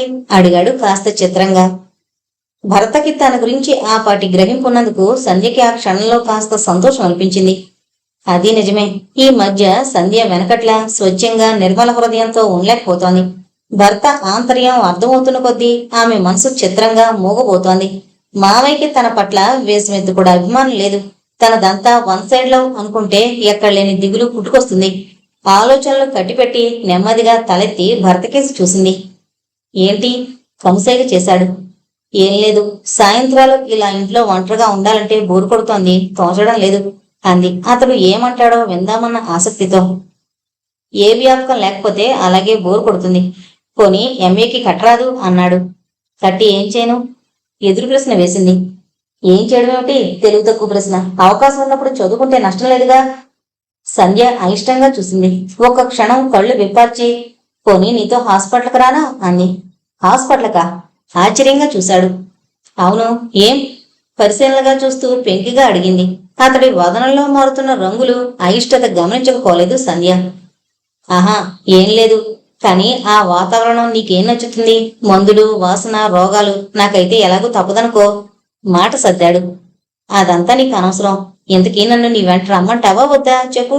నీ పేషెంట్స్ ని నువ్వెలా ట్రీట్ చేస్తావో చూస్తాను. కొద్దిగా కనుబొమ్మలు విరిచి భుజాలు ఎగరేశాడు సిద్ధార్థ. ఓకే, నీ ఇష్టం, కానీ నేను అక్కడ అడుగు పెడితే రోగుల్లో కలిసిపోతాను. విసుక్కుని బాధపడితే మాత్రం కుదరదు అన్నాడు కవ్వింపుగా నవ్వుతూ. భర్త ధోరణికి సంధ్య కూడా నవ్వొచ్చింది. మనసులో ఒక మాట, నాలుగు మీద ఒక మాట. ఏం మనిషి! బలవంతపు బ్రాహ్మణార్థంలాగా భార్యతో సరసం ఆడతాడు. సిద్ధార్థ బ్యాగు చేతిలోకి తీసుకున్నాడు. మరిలే, నాతో హాస్పిటల్కి వస్తానన్నావుగా అన్నాడు. అంతే. సంధ్య మెరుపు కొట్టినట్టు అతని ముఖంలోకి చూసి చేతిలో పూలమాల చొప్పున కిందకి జార్చి 2 చేతులు నేల మీద వెనక్కి కాంచుకుని నవ్వడం మొదలుపెట్టింది. ఉప్పెనలా ఆమె నవ్వే ఆ ఉధృతానికి ముఖమంతా ఎర్రబడి కళ్ళ వెంట పలచగా నీళ్లొచ్చాయి. అయినా సంధ్య నవ్వడం ఆపలేదు. సిద్ధార్థ బెత్తరపోయి చూశాడు. అదేంటి, నాతో రమ్మంటే ఎలా నవ్వుతావు? ఇందులో వింతేముంది అన్నాడు. సంధ్య పళ్లతో పెదవులు బిగించింది. మావయ్య, నేను నీ వెంట రావడంలో వింతలేదు, కానీ నువ్వు అడిగే ఆ తీరులోనే వింతుంది. నిజం చెప్పు, మనస్ఫూర్తిగా ఆ మాట అంటున్నావా లేక అని మళ్లీ నవ్వడం మొదలుపెట్టింది. సిద్ధార్థ ముఖం చిన్నపుచ్చుకున్నాడు. ఏమో సంధ్య, ఆ తేడాలన్నీ నాకు తెలియవు. నువ్వు వస్తానని సరదా పడ్డావు, నేను రమ్మంటున్నాను అంతే. మరిలే, అవతల నాకు టైం అవుతోంది. తొందర చేశాడు. సంధ్య నవ్వుని అదుపులో తెచ్చుకునే ప్రయత్నంలో ఉంది. నిన్నే తల అడ్డంగా కదిలించింది సంధ్య. లేదులే, ఊరికే అన్నాను, నువ్వు వెళ్ళు అంది అతన్ని వెనకాలే అనుసరిస్తూ. సిద్ధార్థ ఒక క్షణం భార్యకేసి విస్మయంగా చూశాడు. ఇప్పుడున్న బుద్ధి మరు క్షణంలో ఉండదు కదా. సరసంగా భార్యని దగ్గరకు తీసుకుని చెక్కిళ్ల మీద చిన్న ముద్దు పెట్టి వదిలాడు. ఆ క్షణంలో సంధ్యకి తాను కోరుకున్న మావే కనిపించాడు. కారు సందుమలుపు తిరిగేదాకా అలాగే గ్రిల్ కానుకుని చూస్తూ నిల్చుండిపోయింది. సిద్ధార్థ భార్యతో సరసంగా సంతోషంగా ఉండేది చాలా తక్కువ. అరుదుగా దగ్గరికి తీసుకుంటాడు. అపరూపంగా ప్రేమ వ్యక్తం చేస్తాడు. సాధారణంగా వివాహమైన కొత్తల్లో దంపతుల మధ్యన ఉండాల్సినంత అన్యోన్యత ఇద్దరి మధ్య కొరవడిందనే చెప్పొచ్చు. భార్యతో సరదాగా సినిమాకో షికార్కో వెళదామని కాని, విలాసంగా గడుపుదామని కాని సిద్ధార్థకి తోచదు. సంధ్య తనకి తాను అటువంటి ప్రసక్తి తెచ్చిన ఆసక్తి చూపడు. మరి సిద్ధార్థ కంటికి ఎలా అనిపిస్తుందో గాని సంధ్య అందంగా, చలాకీగా, చూడచక్కగా ఉంటుంది. చిలిపిగా, చాలా గ్లామర్గా అనిపిస్తుంది. కానీ సిద్ధార్థకి మాత్రం కొత్త భార్య పట్ల వేసమెత్తు కూడా మూజున్నట్లు కనిపించాడు. కనీసం పగటిపూట ఆమెని దగ్గరకు తీసుకుని చిన్న ముద్దు ప్రజెంట్ చేసేటంత శృంగారం కూడా చాలా అరుదుగా చూపిస్తాడు. ఎంతో అందంగా మంచి దుస్తుల్లో అలంకరించుకునొచ్చిన సంధ్యకేసి చాలా నిర్లిప్తంగా చూస్తాడు. కడుపు బాగా నిండిన తర్వాత ఘుంఘుంలాడే పాయస పాత్రకేసి చూసే చూపది. అతని నిర్లిప్తత, స్తబ్దత చూస్తుంటే సంధ్యకి మతిపోతుంది. అలాంటి క్షణాల్లో సంధ్యకెంతో ఆశ్చర్యం అనిపించేది. నవయవనుడైన సిద్ధార్థ వయసు తొందరలు ఏమీ లేని యోగిలా అనిపిస్తాడు. ఎప్పుడో అర్ధరాత్రి అయితేనే గాని అతనికి శృంగారం జ్ఞాపకం రాదా? ఈ నిర్లిప్తతకి కారణమేమిటి? నిజంగా అతని వ్యక్తిత్వమేంత, లేక తన మీద మనసు లేదా? గతంలో ఎవరినైనా ప్రేమించి విఫలత్వం చెందాడా? ఆ పాటి ఆలోచనకే సంధ్య హృదయం ముకుళించుకుపోయింది. శరీరం భయంతో కంపిస్తోంది. నర నరాన నిస్సత్తువ ఆవరిస్తోంది. ఊహ తెలిసిన క్షణం నుంచి నాది అని మమకారం పెంచుకున్న వస్తువు అందుకోబోయే సమయానికి తనది కాదని తెలిస్తే ఎలా ఉంటుంది? సున్నితమైన మనసు అటువంటి ప్రళయాల్ని భరించగలదా? సంధ్యకి ఏ వేళ ఇవే ఆలోచనలు. ఎన్నోసార్లు అమ్మమ్మని, పోని మామయ్యనైనా సరే అడిగేద్దాం అనుకుంటుంది. ఇంత అశాంతిని, ఈ వేదన పోటుని తనొక్కరితి ఎన్ని రోజులు భరించాలి? చాలా పర్యాయాలు అడుగుదామని ప్రయత్నించింది. కానీ అంతలోనే సంశయం. అడిగితే మాత్రం వాళ్ళు నిజం చెప్తారా? చెప్పరు. ఏవో కల్పించి తనని మాయ చేస్తారు. తనకి అసలు తెలియకుండా ఇంకా జాగ్రత్త పడిన ఆశ్చర్యపోనక్కర్లేదు. అవును, ఎప్పటికైనా నేనే ఏదో విధంగా ఈ రహస్యాన్ని ఛేదిస్తాను, అసలు సంగతి తెలుసుకుంటాను అనుకుంది సంధ్య.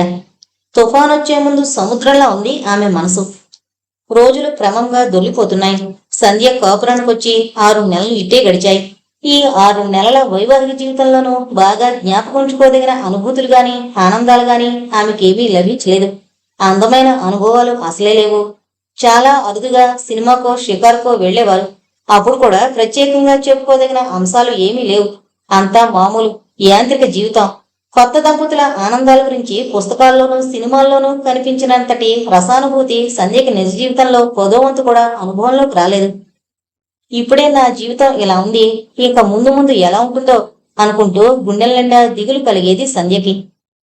పుష్కలంగా డబ్బు, మంచి భోజనం, కోరిన బట్ట, వసతులు ఎన్నున్నా కూడా భర్త ఆదరణ, అనురాగం కూడా ఉన్నప్పుడే స్త్రీ జీవితానికి పూర్తి సంపూర్ణత ఏర్పడుతుంది.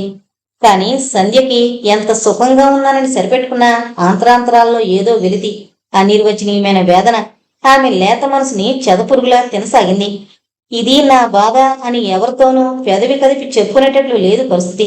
పెద్దవాళ్ళకి, ఆఖరికి కన్నతల్లికి చెప్పుకుందామన్నా కూడా సంధ్యకి మనసు అంగీకరించడం లేదు. జీవితంలో తృప్తి లేదు అని చెబితే, ఏం అతను నీతో సరిగ్గా ఉండడా, రాత్రిపూట దగ్గరికి తీయడా, నీ చేతికి డబ్బివ్వడా, బయటికి తీసుకుని వెళ్లడం చేయడా అని ఆరాగా అడుగుతారు. నిజానికి సంధ్యకి భర్త నుంచి అటువంటి అవసరాలన్నీ తీరుతూనే ఉన్నాయి. కానీ అందులో పరిపూర్ణత లేదు. అవ్యక్తమైన అసంతృప్తి. సిద్ధార్థ తన సరసనున్నప్పుడు మరీ యాంత్రికంగా ఉన్నట్లు అనిపిస్తోంది సంధ్యకి. చాలా స్తబ్దుగా, సాధ్యమైనంత నిర్లిప్తంగా ఉంటాడు. కానీ బాగా ఆలోచిస్తే అతనిలో ఆ నిర్లిప్తత, ఉదాసీనత తెచ్చిపెట్టుకున్నట్లుగా అనిపించసాగింది సంధ్యకి. అంతేగాని సహజంగా అతను అలాంటి సరదాలు, సాహసాలు తేలిని మనిషిలా కనిపించాడు.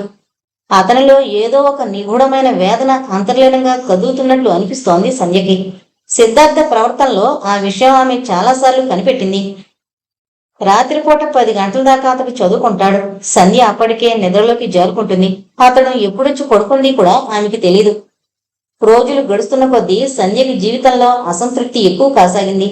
ఒక విధమైన వ్యధతో మనసు దహించుకుపోసాగింది.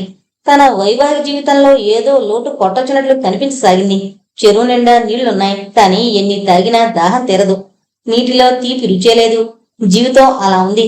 నేను సుఖంగా ఉన్నాను అనుకోవడం కేవలం ఐవాష్ అనిపిస్తోంది. ఎన్ని విధాలుగా మనసుకి సర్ది చెప్పుకుందామన్నా అంతరాత్మ మొరాయిస్తోంది. అత్త పోరు లేదు, ఆడబిడ్డ ఆరళ్ళు లేవు. చేసుకుంది స్వంత మేనమావని, అది కోరుకుని కలలు కని తాపత్రయపడి చేసుకున్న పెళ్లి. అయినా ఆనందం ఎండమావైంది. ఎందుకిలా జరిగింది? ఎడారిలో ఎండమావిలా భ్రాంతి జీవితం అయిపోయింది. దీనికి తోడు సంధ్యకి గ్రహింపుకొచ్చిన సంగతులు. సిద్ధార్థకి ఈ పెళ్లి మనస్ఫూర్తిగా ఇష్టం లేదని, తన పట్ల మోజు లేదన్న విషయాన్ని స్పష్టం చేశాయి. సంధ్యకి క్రమంగా మున్పటి ఉత్సాహం, చలాకితనం అంతరించి ఆ స్థానంలో ఒక విధమైన గాంభీర్యం, నిర్లిప్తత చోటు చేసుకున్నాయి. ఆ నిర్లిప్తత వెనుక తన దురదృష్టం పట్ల బాధ తప్ప ఎంతగానో ప్రేమించి ఆరాధించే సిద్ధార్థ పట్ల వేసమెత్తు కూడా అభిమానం తరగలేదు. కానీ భర్త వైఖరి అర్థం కావడం లేదు. అతని మనసు తనది కాదేమో అన్న ఆలోచన సంధ్యని అశాంతిపాలు చేస్తోంది. సిద్ధార్థ చదువు, సంస్కారం కలవాడు. ఇతరుల్ని బాధించే పైశాచిక మనస్తత్వం అతనిలో లేదు. ముఖ్యంగా ఈ పెళ్లి చేసుకోవడానికి గల కారణం తల్లిని, అక్కల్ని నిరాశపరచడం ఇష్టం లేకనే. ఆ విషయం ఎప్పుడో స్పష్టమైంది. సీత రాసిన ఉత్తరం చదవకపోయినా, తులసమ్మ వరలక్ష్మమ్మల సంభాషణ వినకపోయినా సంధ్య ఇంకా అమాయకత్వంలోనే పడుండేది. కానీ ఇప్పుడు సిద్ధార్థ అంటే ఏంటో తెలిసింది. నిజమే, కానీ తన పట్ల ఎందుకు ఇలాంటి విముఖత్వం? సంధ్యలో ప్రతి క్షణం ఇదే ప్రశ్న కలవర పెట్టసాగింది. రోజులు గడుస్తున్న కొద్దీ సిద్ధార్థ ఆంతర్యం పుస్తకం తెరిచి పెట్టినట్లు వివరంగా కళ్ల ముందు కనిపించసాగింది. రాత్రుల్లో సిద్ధార్థ ఆదమరిచి గాఢంగా నిద్రపోయేవాడు. కాని అశాంతితో వేగే మనసుతో నిద్రరాని సంధ్య పక్కపై అటు ఇటు పొర్లేది. అలాంటి సమయంలో సిద్ధార్థ నోటి వెంట వెలువడిన నీలు నీలు అన్న కలవృత్తలు, ఆర్తిగా ఆ పేరును ఉచ్చరించే తీరు, అంతరాంతరాల్లో అణగారిపోతున్న అతని అభిమానం ఆ చీకట్లో అతని నోటి వెంట వింటుంటే సంధ్య నిశ్చేష్టురాలయ్యేది. మతి భ్రమిస్తుందేమో అన్నంత ఆవేశం వచ్చేది. ఆమెలో అశాంతి రెట్టింపయ్యేది.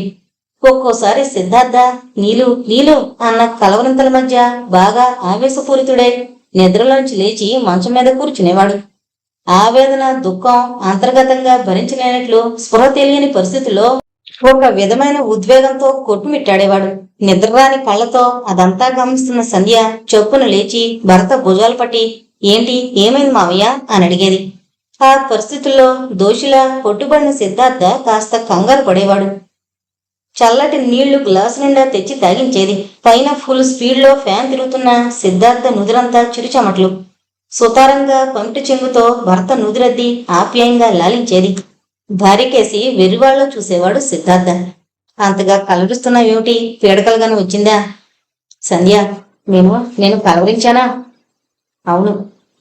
ఏమని చెప్పాలా వద్దా అన్నట్టు ఒక్క క్షణం సందేహించి భర్తకేసి చూసింది. ఆపాటికే సిద్ధార్థ వదనంలో విపరీతమైన అలజడి. సంధ్య, ఏమని కలవరించాను? నీలు నీలు అని కలవరించావు మావయ్య. ఈ పేరు నీ నోటి వెంట చాలాసార్లు విన్నాను. నీలు ఎవరా అమ్మాయి? ఈ ప్రశ్నతో సిద్ధార్థ చాలా కంగారుగా అయ్యేవాడు. అతని వదనం రంగులు మారేది. నీలునా? నీలు? ఏమో ఏమో సంధ్య. అసలు ఆ కలవరింతేంటో, ఆ పేరేంటో అర్థం లేని కలవరింత.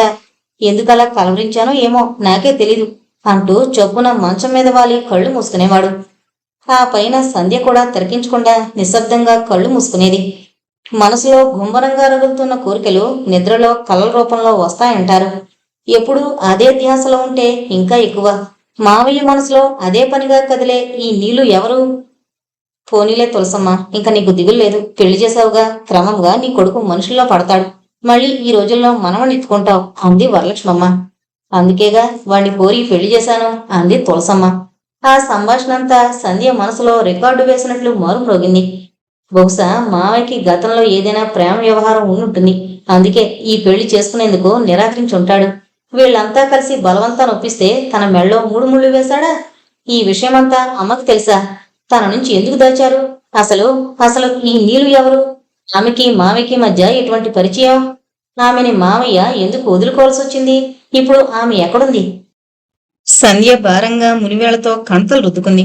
అశాంతిగా కళ్ళు మూసుకుని తలగళ్ళలో తల దాచుకుంది. సంధ్య మనసు రగులుతున్న అగ్నిపర్వతంలా ఉంది. కన్ను మూసినా తెరిచినా వేదన, అవ్యక్తమైన అశాంతి.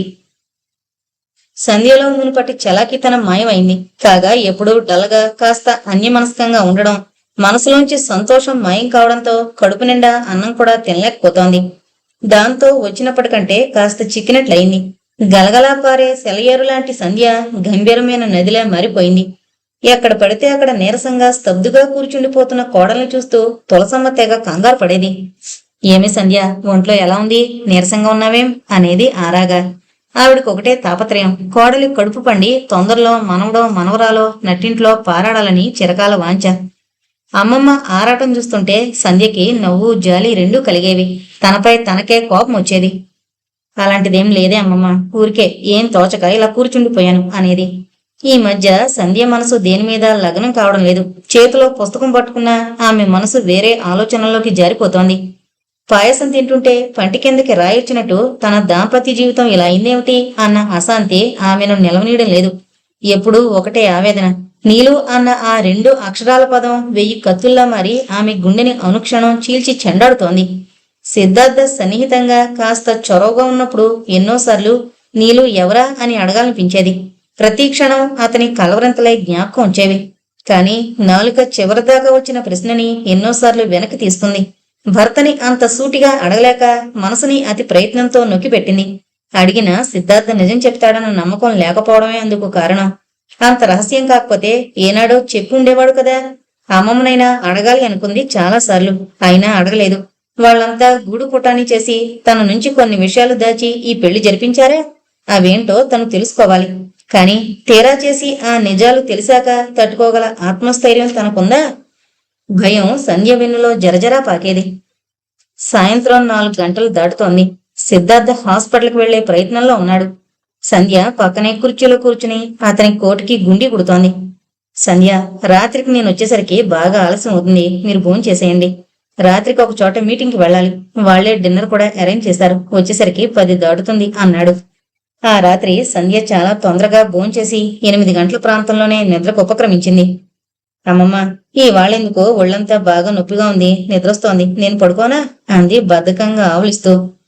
అయ్యో నా తల్లి, అడగాలటే పడుకోమ్మా, సిద్ధు వస్తే నేను చూస్తానులే. అయినా వాడు అంత రాత్రొస్తే సాధారణంగా అన్నం తిండు, కాస్త మజ్జిగ తాగి పడుకుంటాడు అంతే అంది తులసమ్మ. ఆవిడ కూడా పెందరాళై భోజనం ముగించి మంచం మీద మేను వాల్చింది. అలా పడుకున్న సంధ్య దాదాపు 3 గంటల సేపు గాఢంగా నిద్రపోయింది. అంత నిద్ర ఎలా పట్టిందో ఆమెకే తెలీదు. మెలకు వచ్చేసరికి పక్కన సిద్ధార్థ మంచం ఇంకా ఖాళీగానే ఉంది. టేబుల్ గడియారం వైపు తల తిప్పింది. 12 గంటలు కావస్తోంది. ఇల్లంతా నీలిరంగు బెడ్ లైట్ వెలుగుతో నిండుంది. వంటగదిలో మాత్రం ట్యూబ్లైట్ వెలుగుతోంది. సంధ్యకి అప్పుడు జ్ఞాపకం వచ్చింది భర్త ఆలస్యంగా ఇంటికొస్తానని చెప్పిన విషయం. నెమ్మదిగా మంచం దిగి వంటగది వైపు నడిచింది. తల్లి వడ్డిస్తుంటే డైనింగ్ టేబుల్ ముందు కూర్చుని పెరుగన్నం తింటున్నాడు సిద్ధార్థ. ఎందుకో ఇద్దరి వదనాలు అప్రసన్నంగా ఉన్నాయి. తులసమ్మ కంఠం నిష్ఠూరంగా పలుకుతోంది. ఒరే సిద్ధు, నువ్వు నన్ను ఏదో ఒక విధంగా ఏడ్పించదలుచుకున్నావా? ఇప్పుడేమైందమ్మా? ఏమైందా? అది కూడా నేనే చెప్పాలా? ఈ మధ్య సంధ్యని గమనించావా? అది ఈ ఇంటికొచ్చినప్పుడు ఎలా ఉంది, ఇప్పుడు ఎలా ఉంది? వసపెట్లా వాగుతూ ఎప్పుడూ చలాకీగా ఉండే పిల్ల 4 నెలల్లో ఎలా మారిపోయింది? ఎప్పుడు రోగాలు ఆసుపత్రినా? ఓ అచ్చటాముచ్చట అక్కర్లేద్దా? ఇది వరకు ఇలాగే ఉండేవాడువా? చూడబోతే నా పోరు పళ్ళకి పెళ్లి చేసుకున్నట్లుంది. తులసమ్మ ముక్కు ఎగబీల్చి ఊపిరి పీల్చుకుంది. బాగుంది నాయన, కడుపు నిండిపోతోంది నీ సంసారం చూస్తుంటే. 2 కళ్ళు చాలవనిపిస్తోంది నాయన. నేను ఏడ్చానంటే ఎందుకు? నీ బాగు కోసమేగా ఈ పెళ్లి చేశాను. ఉన్న ఒక్కగానొక్క మగబిడ్డ పిల్లా పాపలతో కళకళలాడుతూ ఉండాలని ఈ పెళ్లి చేశాను. పరాయి పిల్ల కంటే సొంత మనవరాలు కొడలుగా వస్తే చివరి దశలో మంచంలో పడ్డా నాకు కాస్త ఆసరా ఉంటుందని ఆశించాను. అంతేగాని మీ ఇద్దరూ ఇలా ఎడముఖం పెడముఖంగా ఉంటే చూడ్డానికైనా నేను బ్రతుకుంది. ఇప్పుడు అనిపిస్తోంది ఈ పెళ్లితో తెలిసి తెలిసి చేతులారా ఆ పసిదాని గొంతు కోసానేమో అని. తులసమ్మ రుద్దమైన కంఠంతో వేదనగా కడుపులో బాధ వెళ్ళగొక్కుతోంది. విసుగ్గా తల విదిల్చాడు సిద్ధార్థ. కనుబొమ్మలు ముడివేసి తల్లికేసి చూశాడు. అబ్బా, ఏమైందమ్మా? నీ చేదస్తం గాని సంధికి ఏం తక్కువైంది? మా సంసారానికి ఏం లోటొచ్చింది? తులసమ్మ కంఠంలో సుళ్ళు తిరుగుతోన్న దుఃఖాన్ని దిగమింగింది. ఏం తక్కువ అవ్వలేదు నాయన. మీ ఇద్దరి సఖ్యత చూడ్డానికి 2 కళ్ళు చాడం లేదు అంటున్నా. ఒరే సిద్ధు, ఈ అమ్మ మొఖంకేసి సూటిగా చూసి ఒక్క మాట చెప్పు. ఇదివరకు ఇలాగే ఉన్నావా? ఏ రోజు సినిమాలు, షికార్లు, హోటళ్లలో విందు భోజనాలు. అంతే. టేబుల్ ముందు నుంచి చివాలు లేచాడు సిద్ధార్థ. తులసమ్మ నోట్లోంచి వచ్చే మాట పూర్తి కానేలేదు. తింటున్న అన్నం పెళ్లంలో చెంగుడు నీళ్లు పోసి ఉసురుగా సింకు దగ్గరికి వెళ్ళాడు. కొడుకు దుడుకుతనానికి విస్తుపోయిన తులసమ్మ సన్నగా రోదిస్తూ చేరకొంగుతో ముక్కు కళ్ళు తుడుచుకుంది. తల్లికి దగ్గరగా వచ్చి రోషంగా అన్నాడు. నీకెన్నిసార్లు చెప్పాను అవన్నీ తిరిగి జ్ఞాపకం చేద్దని? తల్లిని కసురు కొన్నాడు. నువ్వు అసలు మర్చిపోతేగా అవన్నీ నేను జ్ఞాపకం చేసేదేముంది? తులసమ్మ ఎత్తి పొడిచి చెప్పింది అక్కసుగా. బాధగా చూశాడు సిద్ధార్థ. అమ్మా, ఎలా మర్చిపోగలనమ్మా? తులసమ్మ తలడ్డంగా కదిపింది, చేతులు తిప్పింది. వద్దు నాయన, మర్చిపోవద్దు. అలాగే జ్ఞాపకం పెట్టుకో. చచ్చిపోయిన వాళ్ళ కోసం బ్రతుకున్న వాళ్ళని కూడా చంపు. విసురుగా గిన్నెలు చప్పుడు చేస్తూ సబ్బసాగింది. నిద్రకాళ్లతో గుమ్మం చాటుగా నిల్చుని వాళ్ల సంభాషణంతా వింటున్న సంధ్య త్రుళ్ళిపడినట్లయింది. తడబడే అడుగులతో నిశ్శబ్దంగా వెనక్కొచ్చి మంచం మీద వాలి కళ్ళు మూసుకుంది. ఆమె మనసంతా నిప్పు రగులుతున్నట్లుగా ఉంది. అయితే నేను ఊహించిందంతా నిజమే అన్నమాట. గతంలో మామయ్యకి లవ్ అఫేర్ ఉంది. నీలు అంటే ఆమెనా? నిద్రలో కూడా అతన్నంతగా ఆకట్టుకుని వేడని నీడలా కలవరు పెట్టే ఆమె ఎవరు? సంధ్య మనసంతా అశాంతిగా అయింది. 10 నిమిషాల అనంతరం సిద్ధార్థ పడక గదిలోకి వచ్చాడు. గదంతా పల్చటి నీలిరంగు కాంతితో మొబ్బుగా ఉంది. సిద్ధార్థ ఒకపొడి నోట్లో వేసుకుని సిగరెట్ వెలిగించాడు. కిటికీ దగ్గరగా వెళ్లి పరదా తొలగించాడు.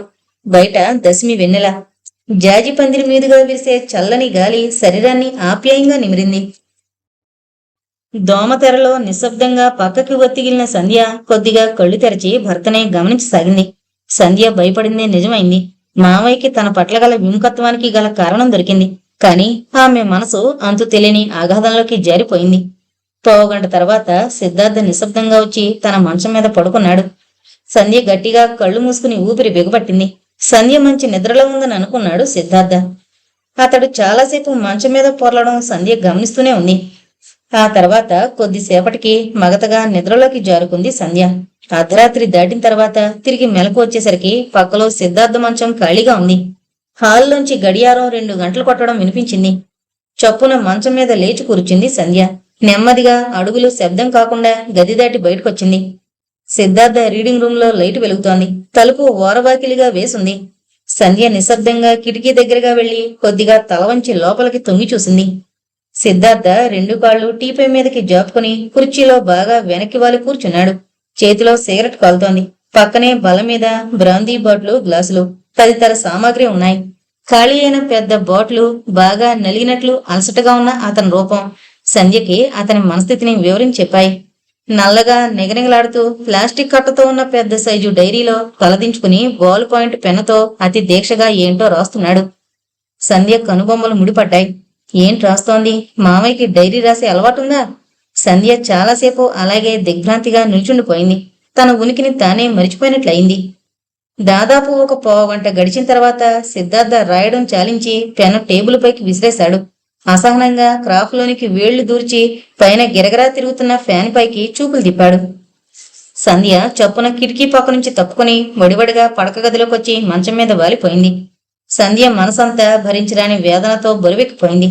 గొంతులో దుఃఖం సుళ్ళు తిరగసాగింది. ఏడిస్తే సిద్ధార్థ పట్ల తనకి గల ప్రేమ, ఆరాధన, అనురాగం అంతా ఆ కన్నీటి బాధలో కొట్టుకుని పోతాయేమో అన్నట్లు భయంగా ఆ బాధనంతా తన గుండెల్లోనే ఇముడ్చుకుంది. ఇన్నాళ్ళు అతడు డైరీ రాస్తాడన్న సంగతే సంధ్యకి తెలీదు. అందులో ఏం రాసుంటాడు? బహుశా ఆమె గురించి అయ్యుంటుంది. నీలు, అవును, అంతకంటే ఏం రాస్తాడు? ఎలాగైనా ఆ డైరీ చదవాలి. అప్పుడే అసలు సమస్యకి పరిష్కారం దొరుకుతుంది. తన బాధకి, ఈ అశాంతికి ఉపశమనం లభిస్తుంది. ఎన్నాళ్ళని ఈ ఆవేదన భరించగలదు? ఈ ఒంటరితనం, ఈ ప్రేమ రాహిత్యం, వేదన భరించడం తన వశం కావడం లేదే. అవును, మావయ్య బాధ ఏమిటో తనకి తెలియాలి. అప్పుడే ఈ అశాంతి నుంచి విముక్తి. ఆటుపోటుతో ఉన్న సముద్రంలా తయారైంది సంధ్య మనసు. ఒకటే హోరు. ఆ తర్వాత దాదాపు అరగంట గడిచాక సిద్ధార్థ తడబడే అడుగులతో తూలుతూ పడక గదిలోకి వచ్చాడు. అలసటగా మంచం మీద వాలి దోమతెర దించుకున్నాడు. పక్కన భార్య ఉందన్న సంగతి కూడా స్ఫురణకి లేనివాడిలా 10 నిమిషాల్లో గాఢ నిద్రలోకి జారిపోయాడు. కాని సంధ్యక రాత్రంతా కాళరాత్రి అయింది. అశాంతితో నిశ్శబ్దంగా తనలో తానే విలపిస్తూ ఉండిపోయింది. సంధ్య ఊహ ఎరిగిన క్షణం నుంచి ఎంతగానో ప్రేమించి ఆరాధించి కోరుకున్న ప్రియమైన మావయ్య సిద్ధార్థ, అతనితో తన వైవాహిక జీవితం ఒక అందమైన తీయని కలలా ఊహించుకుంది. కాని ఇప్పుడు ఆ కలలన్నీ కలలయ్యి ఆమె కన్నీటిలో కరిగిపోసాగాయి. నా జీవితం ఇలా ఎందుకైంది అనుకుంది వేదనగా. తుఫానొచ్చే ముందు సముద్రంలా ఘోష పెడుతోంది ఆమె అంతరంగం. రెక్కలు చాచుకుని నీలాకాశంలో విహరించే విహంగం హఠాత్తుగా బాణం దెబ్బ తగిలి నేలకూలినట్లయింది ఆమె పరిస్థితి. సిద్ధార్థ ముఖ్యమైన పని మీద విశాఖపట్నం వెళ్లాడు. 2 రోజుల్లో తిరిగొచ్చేస్తానని ఒక జత బట్టలు మాత్రమే తీసుకుని వెళ్లాడు. అసిస్టెంట్ కి హాస్పిటల్ అప్పగించి డ్రైవర్ని తను వచ్చే వరకు ఇంటి దగ్గరే ఉండమని జాగ్రత్తలు చెప్పి మరీ వెళ్లాడు. చాలా రోజులుగా సంధ్య అటువంటి అవకాశం కోసమే ఎదురు చూస్తోంది. సిద్ధార్థ ఊరికి వెళ్లిపోయిన తర్వాత తీరిగ్గా అతని పర్సనల్ రూమ్ లోకి ప్రవేశించింది. అతని పుస్తకాల బీరువాకి తాళం కనిపించింది. గంటసేపు కష్టపడి మారు తాళాలు ఉపయోగించి మొత్తం మీద తాళం తీసి బీరువా తెరిచింది. తులసమ్మ వంటగదిలో ఉంది. ఆవిడ పూజ, వంట ఒకేసారి మొదలు పెడుతుంది. మావయ్య డైరీ చదవడానికి ఎంతకంటే మంచి అవకాశం దొరకదు అనిపించింది సంధ్యకి. పుస్తకాల బీరువా అరలన్నీ గాలించింది. ఆఖరికి ఆమె శ్రమ ఫలించింది. పెద్ద లావాటి బైండు పుస్తకాలకి వెనకగా నల్లని అట్టతో నిగనిగా మెరిసే అందమైన పెద్ద ప్లాస్టిక్ కవర్లో జాగ్రత్తగా దాచినట్లుగా పెట్టాడు డైరీని. ఆ పుస్తకాన్ని తాకుతుంటే ఎన్నడూ లేని వెరుపుతో మొట్టమొదటిసారిగా ఆమె చేతులు వణికాయి. అంతరాత్మ అభ్యంతరం చెప్పింది. ఇతరుల డైరీ చదవడం మంచి పనేనా అంటూ సంస్కారం అడ్డు తగిలింది. నిజమే, తప్పు పనే. కాని సిద్ధార్థ నాకు పరాయి వ్యక్తి కాదు. నాకు చెప్పకూడని రహస్యాలు అతనుకున్నప్పుడు వాటిని నేను తెలుసుకుంటే తప్పేమిటి అనుకుంది. భార్యాభర్తల మధ్య రహస్యాలు ఉండకూడదని ఆమె అభిప్రాయం. అపార్థాలకు తావు తీసే పరిస్థితులు ఏర్పడినా వాటిని తమ వివేకంతో చక్కబరుచుకోవాలని సంధ్య అభిప్రాయం. మావయ్య తన మనసేమిటో విప్పి చెబితే నేను తప్పకుండా అర్థం చేసుకుని సహకరించుండేదాన్ని. కాని తిరిగి వాళ్ల తల ఒగ్గి అన్ని దాచుంచి తనని తాను వంచుకోవడమే కాకుండా నన్ను కూడా ఎందుకు మోసం చేయాలి? జీవితాంతం కలిసి ఉండాల్సిన భార్య దగ్గర కూడా ఈ ఆత్మవంచనేమిటి? ఏం నేనంత అర్థం చేసుకోలేనంత సహృదయత లేని అవివేకం అనుకున్నాడా? మరీ ఇంతటి నైవంచనా? సంధ్య పట్టరాని ఆవేశంతో డైరీ బయటి తీసి బీరువా యథాప్రకారం మూసి వడివడిగా బెడ్రూంలోకి వచ్చింది. చొప్పున గది తలుపులు మూసి మంచం మీదకొచ్చి వాలింది. సంధ్య గుండెలు రెట్టింపు వేగంతో కొట్టుకోసాగాయి. నుదురంతా సన్నటి వలల చిరుచెమట్లు కమ్మాయి. మొట్టమొదటిసారిగా తప్పు చేస్తున్నానేమో అన్న సంశయం ఆమె మనసులో చోటు చేసుకుంది. అయినా మనసుని చిక్కబట్టుకుని డైరీ పేజీలు తిప్పింది. అందమైన డైరీలో పచ్చటి బాల్ పాయింట్ పెన్నుతో ఆర్తిగా నివేదించుకున్న హృదయ వేదన, అంతరాంతరాల్లో మధురమైన భావాలు, ప్రేమకి ప్రతినిధులుగా నిలిచిన సంఘటనలు, గుండెలోని అనురాగం, ఆరాధన అందంగా మేళవించి హృదయంలోని మమకారాన్ని ఒక అపురూపమైన కలగా పొందికగా చేసి తన ప్రేమ కథని రాసుకున్నాడు సిద్ధార్థ. నలిని గాలికి పెద్ద గాయంతో సిద్ధార్థ హాస్పిటల్కి వచ్చింది. ఇంటి నుండి బస్ స్టాప్కొచ్చే తోవలో చెప్పు తెగింది. ఇంతలో ఫుల్ రష్ లో బస్సు వచ్చి స్టేజికి 10 అడుగుల దూరంలో ఆగింది. అప్పటికే బాగా ఆలస్యమైందన్న హడావిడిలో బస్సు అందుకోవాలన్న కంగారులో ఫుట్పాత్ మీద పరిగెడుతుంటే కాలు స్లిప్ అయ్యి అరికాల్లో గాజు పెంకు వాడిగా గుచ్చుకుంది. పక్కనే చెత్తకుండి ఉంది. అక్కడ పగిలిన గాజు గ్లాసులు గుట్టగా పోశారు. నేను చూసుకోలేదు అంది. సిద్ధార్థకేసి అమాయకంగా చూస్తూ నలిని. ఏ హోటల్ వాళ్ళు పోసుంటారు అలా నిర్లక్ష్యంగా. నలిని కాలికి చాలా పెద్ద గాయమే తగిలింది. ఆమె నడిచొచ్చినంత మేర అడుగి అడుక్కి కన్ను చెదిరేలా ఎర్రటి రక్తం మరకలు. ట్రీట్మెంట్ ఇచ్చి ఆమెకేసి పరిశీలనగా చూశాడు సిద్ధార్థ. మంచులో తడిసిన కలువు రేకుల్లా ఆమె కళ్ళు టప్ టప్ మన్నాయి. ఎర్రమందారం విచ్చుకున్నట్లు పెదవులు కదిలించింది. నా పేరు నళిని. నేను ఒక ప్రైవేట్ కంపెనీలో పనిచేస్తున్నాను. ఈ పక్క సందులోనే మా ఇల్లు. తనని తాను పరిచయం చేసుకుంది. కాలంలో ఒక్క క్షణానుకున్న విలువ చాలా చిత్రమైంది. రెండు మనసుల్ని కలపడానికైనా విడగొట్టడానికైనా ఒక క్షణం చాలు. నళినిని చూస్తుంటే సిద్ధార్థ మనసు మూగబోయింది. ఆమె అమాయకత్వం, ముగ్ధత్వం చిత్రంగా అతడి యువ హృదయాన్ని ఆకట్టుకున్నాయి. ఎన్నడూ ఎరుగని ఒక అనిర్వచనీయమైన అనుభూతితో అతని గుండె స్పందించింది. ఎడారిలో కోయిల కూసినట్లు, గ్రీష్మంలో వసంతం తొంగి చూసినట్లు అనుభూతి. ఆ క్షణాలు ఇద్దరి హృదయాల్లోనూ ఒక అద్భుతమైన వరంలా తీయగా నిలిచిపోయాయి.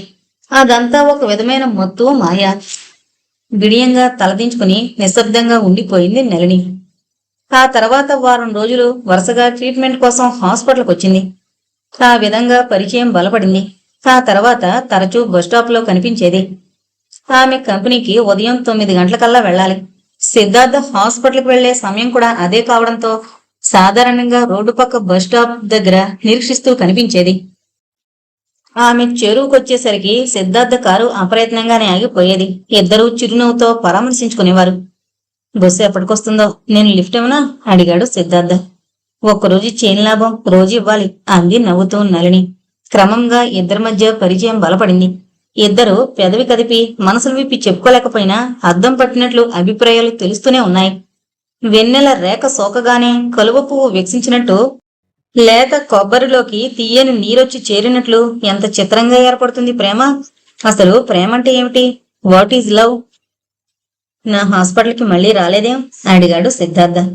నా కాలికి మళ్ళీ పెద్ద గాయం అవలేదుగా అంది పెదవుల మధ్య నవ్వుని దాస్తూ నళిని. ఎంత ఫూలిష్ గడిగాడో అర్థమైంది సిద్ధార్థకి. అందమైన అమ్మాయిల సమక్షంలో మాటలు తడబడతాయంటారు. ఇదే కాబోలు అనిపించింది. చొప్పున మాట సర్దుకున్నాడు. ఏం అంత బాధపడాలా నీ హాస్పిటల్కి రావడానికి? సిద్ధార్థ కంఠంలో కించిత్ కోపం ధ్వనించింది. నవ్వడం ఆపింది నళిని. చొప్పున తలదించుకుని నేల చూపులు చూస్తూ అంది. నాకు సాయంత్రం పూట అయితేనే తీరుతుంది.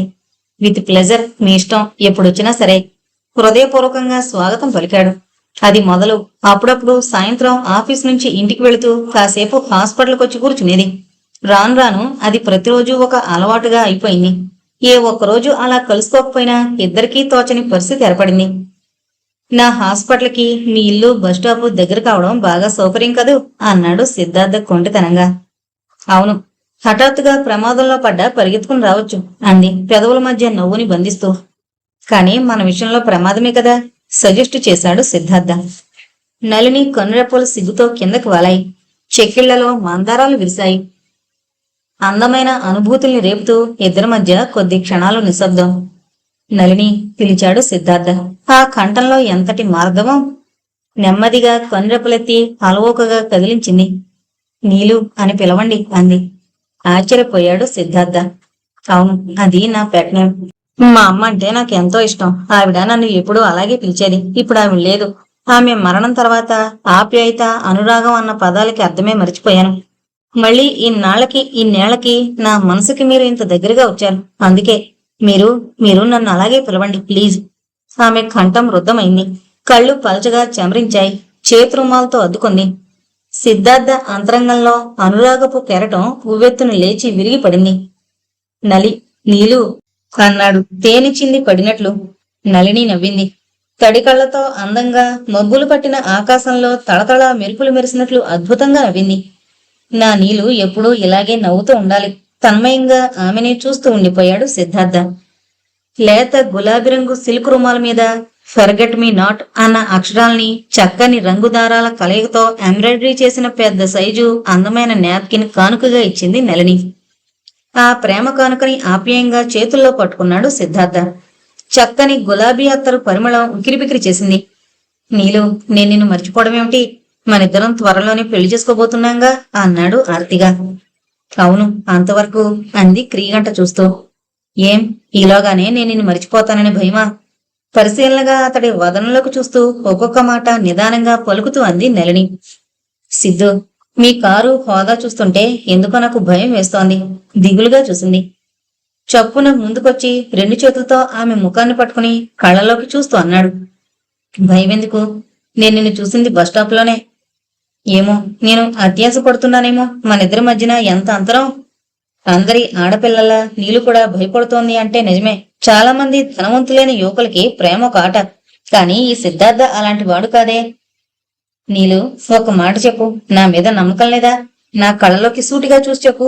సిద్ధార్థ కంఠంలో జాలి, నిష్ఠూరం. నీలు చప్పున అతని చేతిని పట్టుకుని ఆర్తిగా తన చెక్కిళ్ళకి రాసుకుంది. మృదువుగా ముద్దు పెట్టుకుంది. సిద్ధార్థ, నీ మీద నమ్మకం లేకపోయినా, మన కలయిక అసంభవం అనిపించినా, నా బలహీనమైన మనసు నిన్ను కోరుకుంటోంది. నువ్వు వద్దన్నా నీ కోసం రోజు వస్తాను. ఎందుకో తెలుసా? నీచే మోసగింపబడ్డంలో కూడా నాకు ఆనందమే ఉంది. నీ సాహచర్యంలో నా జీవితం సంతోషం కాని విషాదం కాని స్వీకరించడానికి సిద్ధంగా ఉన్నాను. సిద్ధు, నీకు ప్రజ్ఞ ఉంటే నీ హృదయంతో నా గుండె చప్పుడు విను. నా రక్తంలో ప్రతి కణాన్ని ఎక్స్రే తీ. నీ పేరే వినిపిస్తుంది, నీ రూపమే కనిపిస్తుంది. నళిని చెప్పడం పూర్తి కానేలేదు. సిద్ధార్థ ఆవేశంగా ఆమెను తన కౌగిలిలో బంధించాడు. నళినిలో అంతటి ఉద్రేకం ఎన్నడూ చూడలేదు. ఆ క్షణంలో వారి హృదయాలు మరింత చేరువుగా అయ్యాయి. అనుబంధం మరింతగా బిగుసుకుంది. ఇంతవరకు సిద్ధార్థ మనసు ఎప్పుడు హాస్పిటల్ రోగుల చుట్టూనే పరిభ్రమించేది. కాని ఇప్పుడు ప్రతి క్షణం నీలు గురించే ఆలోచన. ఇంతకు ముందు అలసి సొలసున్న శరీరాన్ని బెడ్ మీదకి చేరిస్తే చాలు, కళ్ళ మీదకి నిద్ర ముంచుకునొచ్చేది. కాని ఇప్పుడు అలా కాదే. కంటి ముందు నీలు అందమైన ముగ్ధమోహన్ రూపం ఫ్రేమ్ కట్టినట్లు నిలిచిపోతోంది. ఆమె సాహచర్యం కోసం మనసు తనువు అదే పనిగా తప్పిస్తున్నాయి. కాని ఆ ప్రసంగం ఎత్తితే చాలు నీలుది ఎప్పుడు ఒకటే మాట.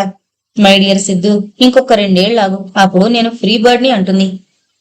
అబ్బా నీలు, నువ్వెంత కఠినమైన దానివి. నాకెంత శిక్ష విధించావు. నువ్వంటే నాకెంతో ఇష్టం. ఆ ఇష్టాన్ని అలాగే ఉండనివ్వండి. చిరునవ్వుతో కనురెప్పలు అలవోకగా మూసి తెరిచింది.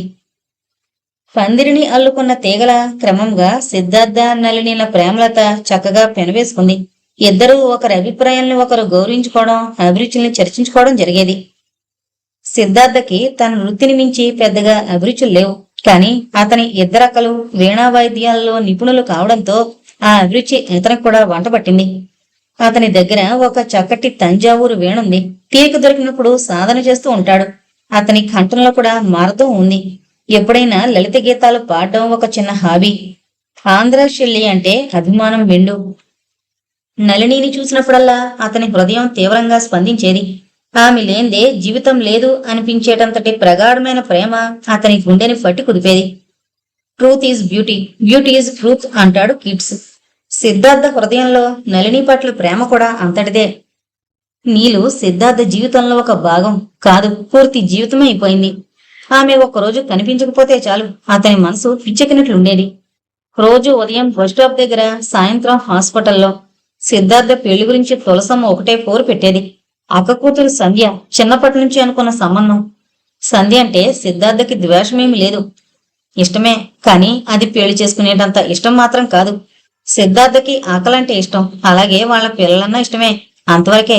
అదీకాక దగ్గర సంబంధాలు చేసుకోవడంలో అతనికి సదభిప్రాయం లేదు. కాని తల్లిని ఏ విధంగా ఒప్పించగలడు? పైగా అతని మనసులో నీలు ఉంది. ఆ విషయం కర్ణాకర్ణిగా తులసమ్మ దాకా కూడా వచ్చింది. సిద్ధార్థ అప్పుడప్పుడు నళినిని ఇంటికి కూడా తీసుకునొచ్చేవాడు. అతను వీణ వాయిస్తుంటే ఎదురుగా కూర్చుని వినేది. ఇద్దరు డాబా మీద గంటల తరబడి కాలక్షేపం చేసేవారు. ఇవన్నీ తులసమ్మకి ఇష్టం లేదు. కాని 25 ఏళ్లు దాటి సంపాదనాపరుడైన కొడుకుని ఏమని శాసించగలదు? కక్కలేక మింగలేక అన్నట్లుగా ఉండేది. చీటికి మాటికి అదే పనిగా కొడుకు సమక్షంలో కంటినీరు పెట్టేది. సంధ్య పుట్టినప్పటి నుంచి నీ భార్య అనుకున్నావు, ఇప్పుడు దాన్ని అన్యాయం చేస్తావా? అక్కసుగా అడిగేది.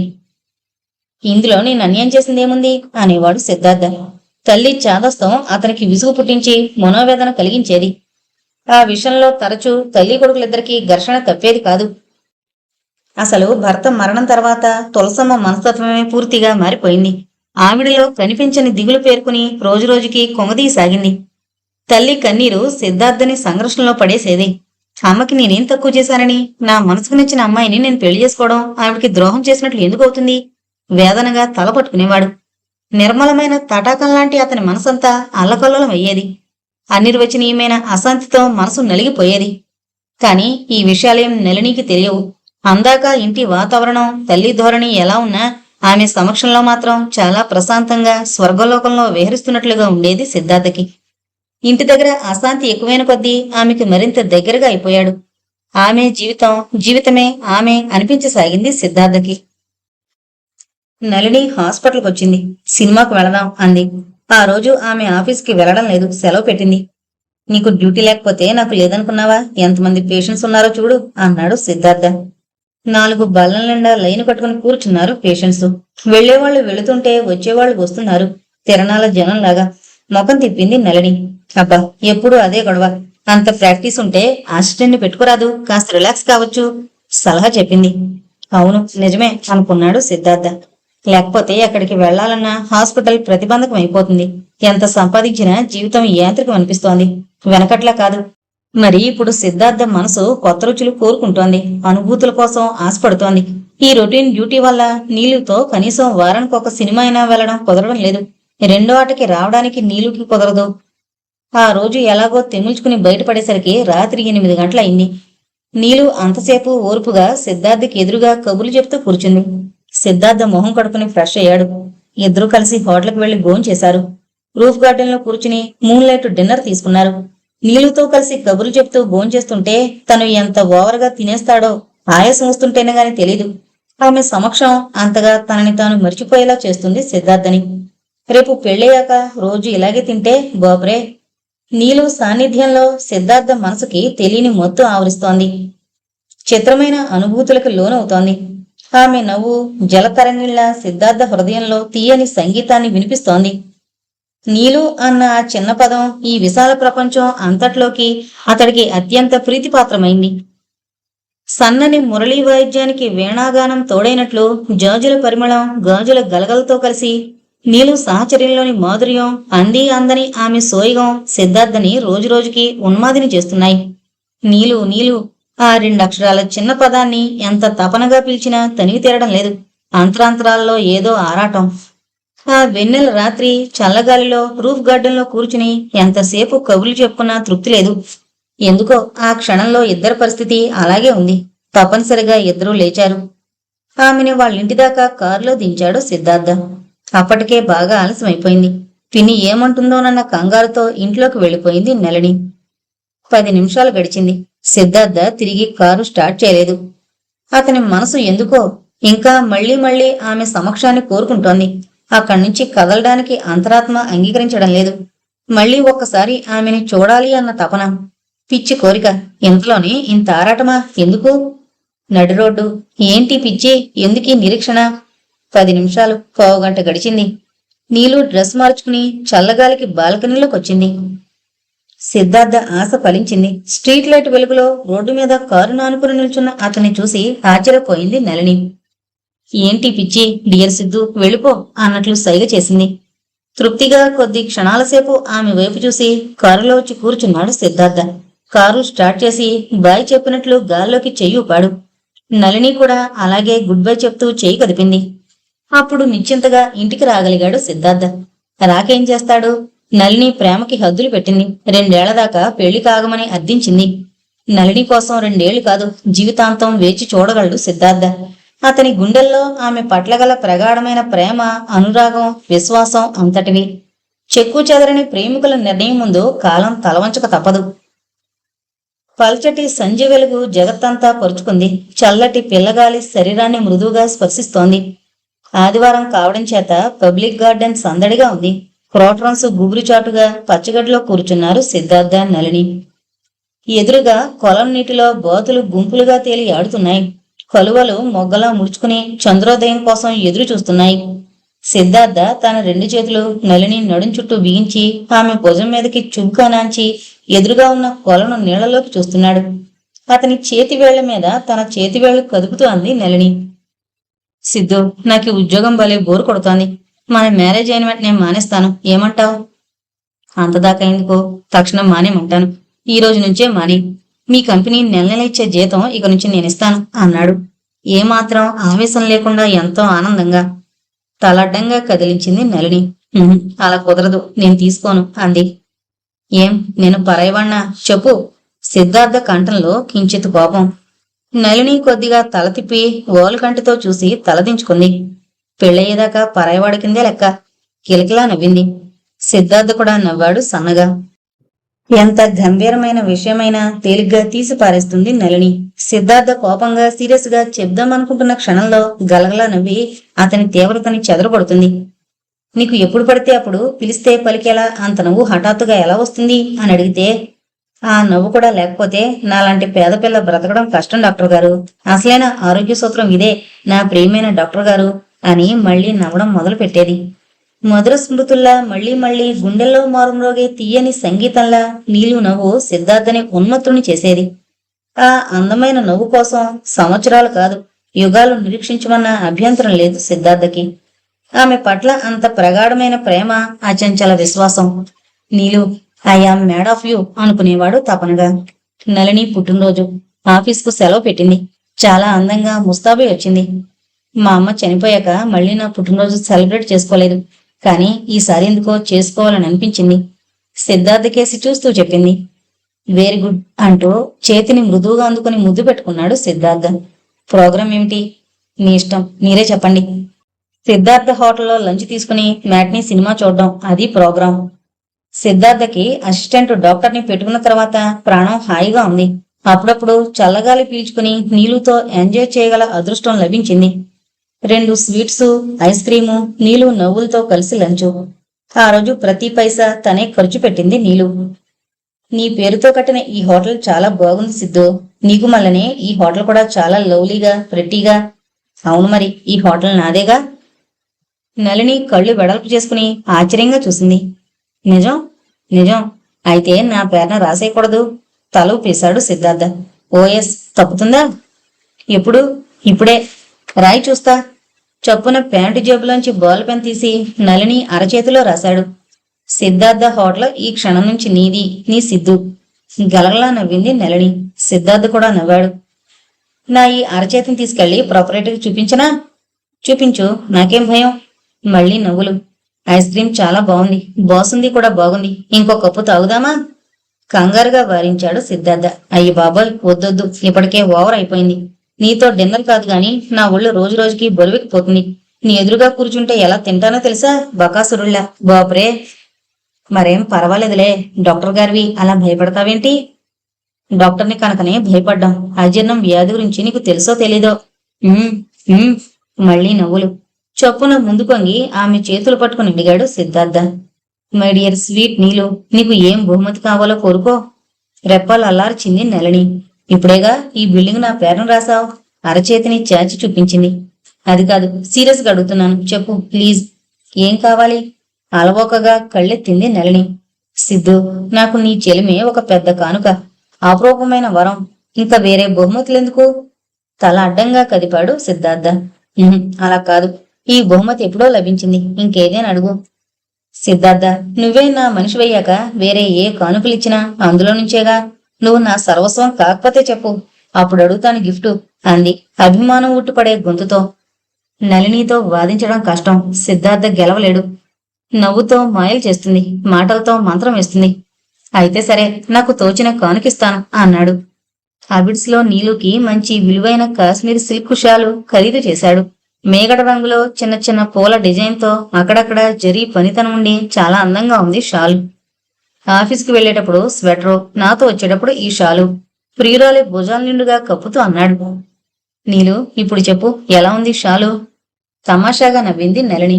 కనురెప్పలెత్తి అలవోకగా చూస్తూ అంది. చాలా బాగుంది, అచ్చం నిన్నే ఒంటి చుట్టూ కప్పుకున్నట్టు. చొప్పున ముందు కొంగి ఆమె పెదవుల మీద ముద్దు పెట్టుకున్నాడు. ఎంత తీయని క్షణాలవి, ఎన్ని జన్మల మధుర స్మృతులు.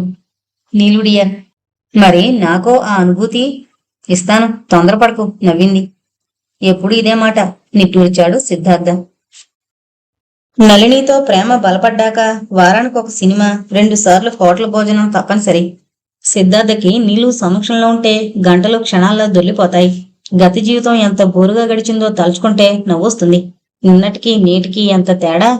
ప్రతి నెల ఫుల్ మూన్ లైట్ రోజు ఇద్దరూ కలిసి తప్పనిసరిగా భోజనం చెయ్యాలి. కాసేపు వెన్నెల షికార్లు చెయ్యాలి. నీలు పెట్టిన తప్పనిసరి షరతిది. ఆనందంగా ఒప్పుకున్నాడు సిద్ధార్థ. అది మొదలు పౌర్ణమి రోజు వచ్చిందంటే చాలు, పండుగొచ్చినంత సంతోషం, అనిర్వచనీయమైన ఆనందం, అనుభూతులు.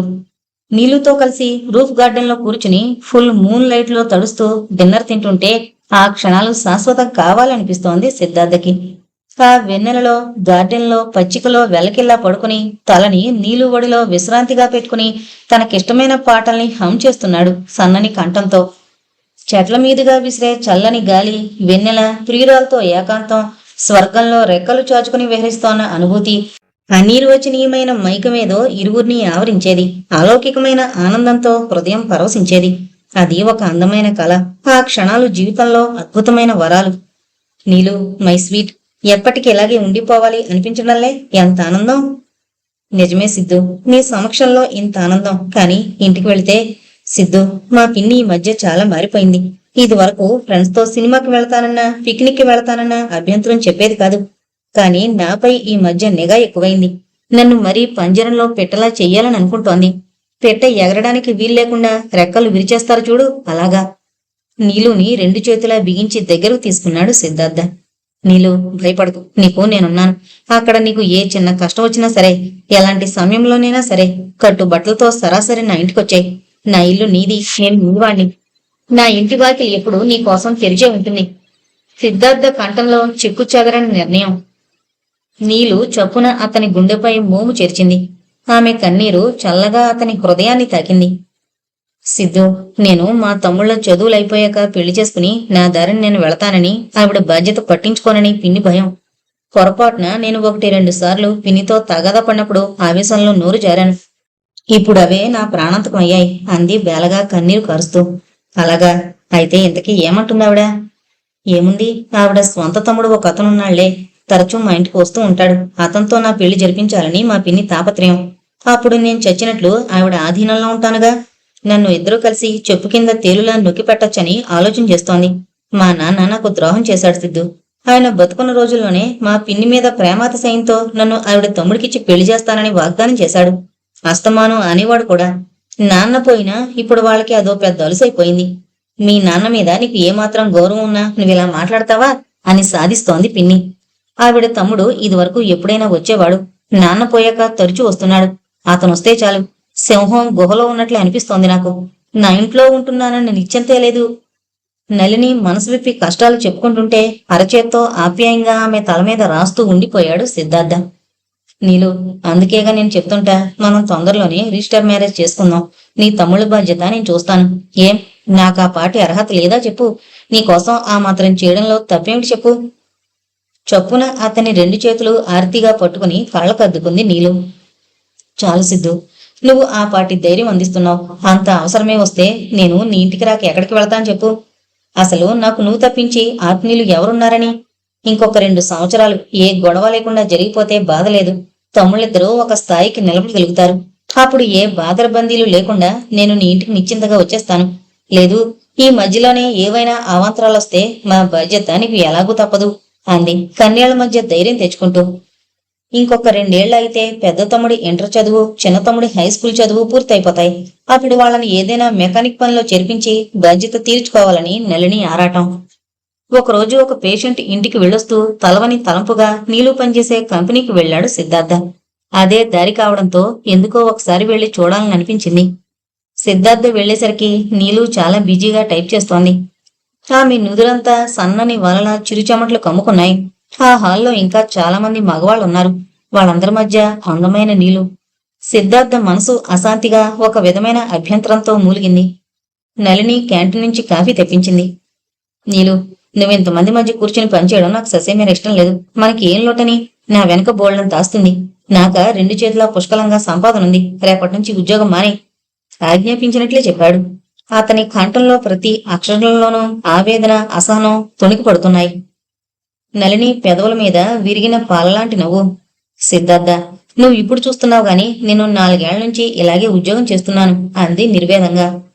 ఆ వాతావరణంలో 10 నిమిషాల కంటే ఎక్కువగా కూర్చోలేకపోయాడు సిద్ధార్థ. నీలుని ఎలాగైనా ఆ ఊబి నుంచి తప్పించాలి అనిపించింది. అందుకొక్కటే సరైన పరిష్కారం, తమ వివాహం. అవును, నీలుని వివాహానికి తొందర చేస్తే ఆ తర్వాత నీలు ఉద్యోగం మానిపించడం ఏమంత కష్టం కాదు. సిద్ధు, 2 ఏళ్లు ఆగు అంటుంది నీలు. పెళ్లి మాట ఎత్తితే చాలు. అదే మాట, 2 ఏళ్లు. కాని సిద్ధార్థకి 2 యుగాలు ఆగమనంత బాధ అనిపిస్తోంది. ఆ రోజు రాత్రంతా కలత నిద్ర. నీలు దిగులుగా ఉంది. వాడిన పువ్వుల ఆమె వదనం కళతప్పి మనిషి అశాంతిగా ఉంది. వేదనగా చెప్పింది. వాళ్ళ పిన్ని తమ్ముడు కేశవ్ వచ్చాడట. ఆ కేశవ్కి దగ్గర దగ్గర 30 ఏళ్లుంటాయి. మనిషి బాగా ఎత్తుగా చామన ఛాయలో దృఢమైన శరీర దారుఢ్యంతో ఉంటాడు. మనిషిలో కొద్దో గొప్ప ఆకర్షణ ఉంది, కానీ లేని దురలవాటు లేదు. రైల్వేలో ఉద్యోగం, ఇంజిన్ డ్రైవర్ గా బాగానే సంపాదిస్తాడు, కానీ ఏ కొసానా తరువు లేదు. ఎంత డబ్బు తాగుడికే చాలదు. ఊరికి 4 చొప్పున ఆడ స్నేహాలు. మంచి రాబడిగల ఉద్యోగం చేస్తున్నా ఇంకా పైన అప్పు చేస్తాడు. మనిషిలో కాగడ వేసి వెతికిన సంస్కారం ముచ్చు కూడా కనపడదు. మాట తీరు, నడవడి, అభిరుచులు, ఆలోచనలు అన్నీ చాలా దురుసుగా కుసంస్కారంగానే ఉంటాయి. నళినికి అతనికి మధ్య పచ్చగడ్డి వేస్తే బొగ్గుమని పోతుంది. వాళ్ళిద్దరికీ పెళ్లి చేయాలని పిన్నమ్మ తాపత్రయం. అలా చేస్తే అటు తమ్ముడు ఇటు సవితి కూతురు కూడా తన కన్ను దాటిపోరని ఆవిడ తాపత్రయం. కానీ నళినికి కేశవుని చూస్తే చాలు ఒంటి మీద గొంగళి పురుగులు పాకుతున్నంత జలరింపు కలుగుతుంది. రోజుకో కళ్ళంగడికి, పూటకో ఆడపిల్ల దగ్గరికి వెళ్లేవాడికి వేరే పెళ్ళెందుకు అనుకుంటుంది. ఆ కేశవ్ నోటి నుంచి పెళ్లి అన్న మాట విన్నప్పుడల్లా తుప్పును ఉమ్మేస్తుంది. ఛీ, పెళ్ళా? నీలాంటి వాడిని పెళ్లి చేసుకునే కంటే బావిలో దూకడం మేలు అంటుంది. అది చూస్తానుగా, మర్యాదగా నా మాట వినకపోయావంటే మెడలు వంచి మరీ తాళి కడతాను అంటూ మీసం మిలేస్తాడు ఛాలెంజ్గా. ఏమే, నా తమ్ముడికేం తక్కువని? నువ్వేమన్నా రంభం అనుకుంటున్నావా, రాజకుమార్తె అనుకుంటున్నావా? నిన్ను వాడు ఒప్పుకోవడమే ఓ పెద్ద అదృష్టం అంటుంది తమ్ముడికి వత్తాసుగా నాగమణి. నళినికి అదంతా జ్ఞాపకం వచ్చి అసహనంగా తల విదిల్చుకుంది. సిద్ధార్థ కేసి చూస్తూ అంది. అబ్బబ్బా, హారిబుల్. ఆ కేసు వచ్చాడంటే మా ఇంటికి పెద్ద పులు వచ్చినట్లు అనిపిస్తోంది సిద్ధు. నాకు ఊరికే వెదవాగుళ్ళని వాగుతాడు. బొత్తిగా సంస్కారం లేని మనిషి. నేనేదో తన కోసమే పుట్టాననుకుంటాడు. ఇంకా మా పిన్ని వత్తాసు తమ్ముని గురించి అపోపం చెప్పనక్కర్లేదనుకో. వచ్చినప్పుడల్లా పాతికో పరకో ఆవిడ చేతికిచ్చి మజ్జిగ చేసుకుంటాడు. చచ్చా. నళిని శ్రామంగా చెబుతుంటే వెండం విన్న సిద్ధార్థ నిస్సహాయంగా ఉండిపోయేవాడు. కాని సిద్ధార్థ ఎన్నిసార్లు ఎంతగా చెప్పినా తమ్ముళ్ల బాధ్యతలు తీరందే ఆ ఇంట్లోంచి రాననేది. సిద్ధార్థ, నువ్వు నన్నుగా ప్రేమించి నా బ్యాక్గ్రౌండ్ గురించి ఏమీ ఆలోచించకుండా, నా నుంచి కాని కట్నం ఆశించకుండా పెళ్లి చేసుకునేందుకు సిద్ధంగా ఉన్నావు. అలాంటప్పుడు కాస్త ఆలస్యంగానైనా సరే నేనుగా ఫ్రీ బర్డ్ లా మీ ఇంటికి వస్తేనే నాకు తృప్తి. అంతేగాని నాతో పాటు నా బాధ్యతలను కూడా మీ ఇంటికి తెస్తే నాకేం ఆనందం? అటువంటి విషయాలు బొత్తిగా నాకు నచ్చవు. మనం ఏ పని చేసినా అందులో సంపూర్ణమైన తృప్తి ఉండాలి. అప్పుడే ఆనందాన్ని అనుభవించగలం అనేది. నిజమే. సిద్ధార్థ కూడా ఆమె అభిప్రాయాన్ని కాదనలేకపోయేవాడు. కానీ వాడు ఆ రోగ్ కేశవ్ గురించి ఆలోచిస్తే సిద్ధార్థ రక్తం కొత్త సున్నంలా కొతకొతా ఊగుతుంది. మనస వాచ నాదైన నీలు మీద వాడి అధికారం ఏమిటి? డట్టి రోగ్ క్రీచర్ కసిగా తిట్టుకునేవాడు.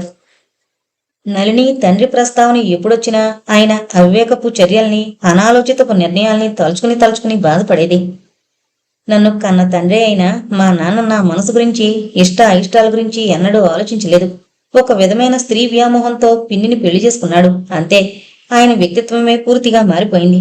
ఆవిడ అన్న ప్రతి మాటకి తందాననేవాడు. అంతకు ముందు కూడా తనకొకసారి పెళ్ళయిందని, ఆ భార్య పోయినా 3 పిల్లలున్నారని, వాళ్ల బాధ్యత చూడాలన్న కనీస ఆలోచన కూడా మానేశాడు. అంతవరకు నన్ను పెద్ద చదువులు చదివిస్తాననే నాన్న పిన్ని మాట విని నన్ను చదువు మానిపించి ఉద్యోగంలో పెట్టాడు. అప్పుడైనా నా జీతం గురించి ధ్యాసే గాని నా మీద వేసమెత్తు అభిమానం ప్రకటించలేకపోయాడు. అందుకే అమ్మ పోయాక నాకు నాన్న మీద కూడా ఒక విధమైన విరక్తి పేరుకుని పోయింది. ఆయన పోయాక క్రమంగా పిన్ని అదుపు ఎక్కువైపోయింది. క్రమంగా ప్రేమ, అభిమానం, అనురాగం అన్న పదాలకి అర్థమే మరిచిపోయాను. గ్రీష్మంలో కురిసిన వాన చినుకుల మళ్లీ మీరే నా జీవితంలో ప్రవేశించారు. ఆర్తిగా సిద్ధార్థ హృదయంలో తలదాచుకుంది నళిని. సిద్ధార్థ మనసంతా నళిని పట్ల జాలితో కరిగిపోయేది. అభిమానంగా దగ్గరికి తీసుకుని లాలించేవాడు. సిద్ధు, మా నాన్న నా గురించి, నా అభిప్రాయాల గురించి కొంచెం కూడా ఆలోచించలేదు. మా పిన్ని మీద వ్యామోహంతో ఆవిడన్న ప్రతి మాటకి తందాననేవాడు. ఆఖరికి చచ్చిపోయే ముందు కూడా నన్ను దగ్గరికి పిలిచి పిన్నికి ఏ విధమైన లోటు జరగకుండా చూసుకోమని కోరాడు. ఉన్న ఇల్లు కాస్త ఆవిడ పేరున రాసేశాడు. ఆ కేశవ వ్యసనపరుడని తెలిసి కూడా పిన్ని మాట ప్రకారం నన్నిచ్చి పెళ్లి చేస్తానని వాగ్దానం చేశాడు. ఆయన గురించి తలుచుకుంటేనే ఇప్పుడు అసహ్యం వేస్తోంది. 3 పిల్లలుండగా మళ్లీ పెళ్లి చేసుకోవడమే పెద్ద నేరం. అది చాలదన్నట్లు బాధ్యతలన్నీ కూతురునెత్తిన రుద్దడానికి ఆయన మనసు ఎలా అంగీకరించిందో తలుచుకుంటే ఆశ్చర్యం అనిపిస్తోంది. నళిని తండ్రి గురించి ఆ విధంగా తరచూ విసుక్కునేది. కాని అలాని చూస్తూ సంస్కారహీనంగా తమ్ముళ్ల బాధ్యతలు విస్మరించడం కానీ, ఇంకొకళ్ళ మీద మోపడం కానీ చేయలేదు. అందుకే 1-2 ఏళ్లు ఆగమని సిద్ధార్థని అర్థించింది. అప్పటికి బాధ్యతలు తీర్చుకుని తేలికపడ్డ మనసుతో పెళ్లి చేసుకోవాలని ఆమె తాపత్రయం. కాలచక్రం ఆగేది కాదు. ఎన్నాళ్ళు గడవలేదా, అలాగే ఇంకొక 2 ఏళ్లు కూడా గడుస్తుంది అనేది నిజమే. కాని ప్రియమైన వారి మధ్య 2 సంవత్సరాల ఎడబాటు అంటే ఎంత కష్టం. ఎందుకు, మీ హాస్పిటల్ బాయ్ లాగానే నేను ప్రతిరోజు మీ ముందు నుంచుని ప్రజెంట్ వేయించుకుంటాను సరే అనేది వాతావరణాన్ని తేలిక చేస్తూ. నీలు, నేను చెప్పినట్లు నువ్వు ఎలాగో వినవు, పోని నువ్వు చెప్పినట్లు నేను వింటాను. ఈ 2 ఏళ్లు ఓర్పు పట్టుకుని జాగ్రత్తగా ఉండు. నీకెప్పుడు ఏ అవసరం వచ్చినా నేనున్నాను, ధైర్యం చెప్పేవాడు సిద్ధార్థ. సాయం సంధ్య. నళిని తెల్లచీర చుక్కల జాకెట్లో అందంగా అలంకరించుకుని వచ్చింది. మంచులో తడిసిన అరవిరిసిన గులాబీల ముగ్ధ సౌందర్యం నళినిది. సిద్ధార్థ కూడా తెల్లని లాల్చి పైజామాలో ఉన్నాడు. పార్కులో ఇద్దరు చాలా దగ్గరగా కూర్చున్నారు. జనం పలచగా ఉన్నారు. చల్లటి గాలి చక్కని పూల సౌరభంతో ఆహ్లాదపరుస్తోంది.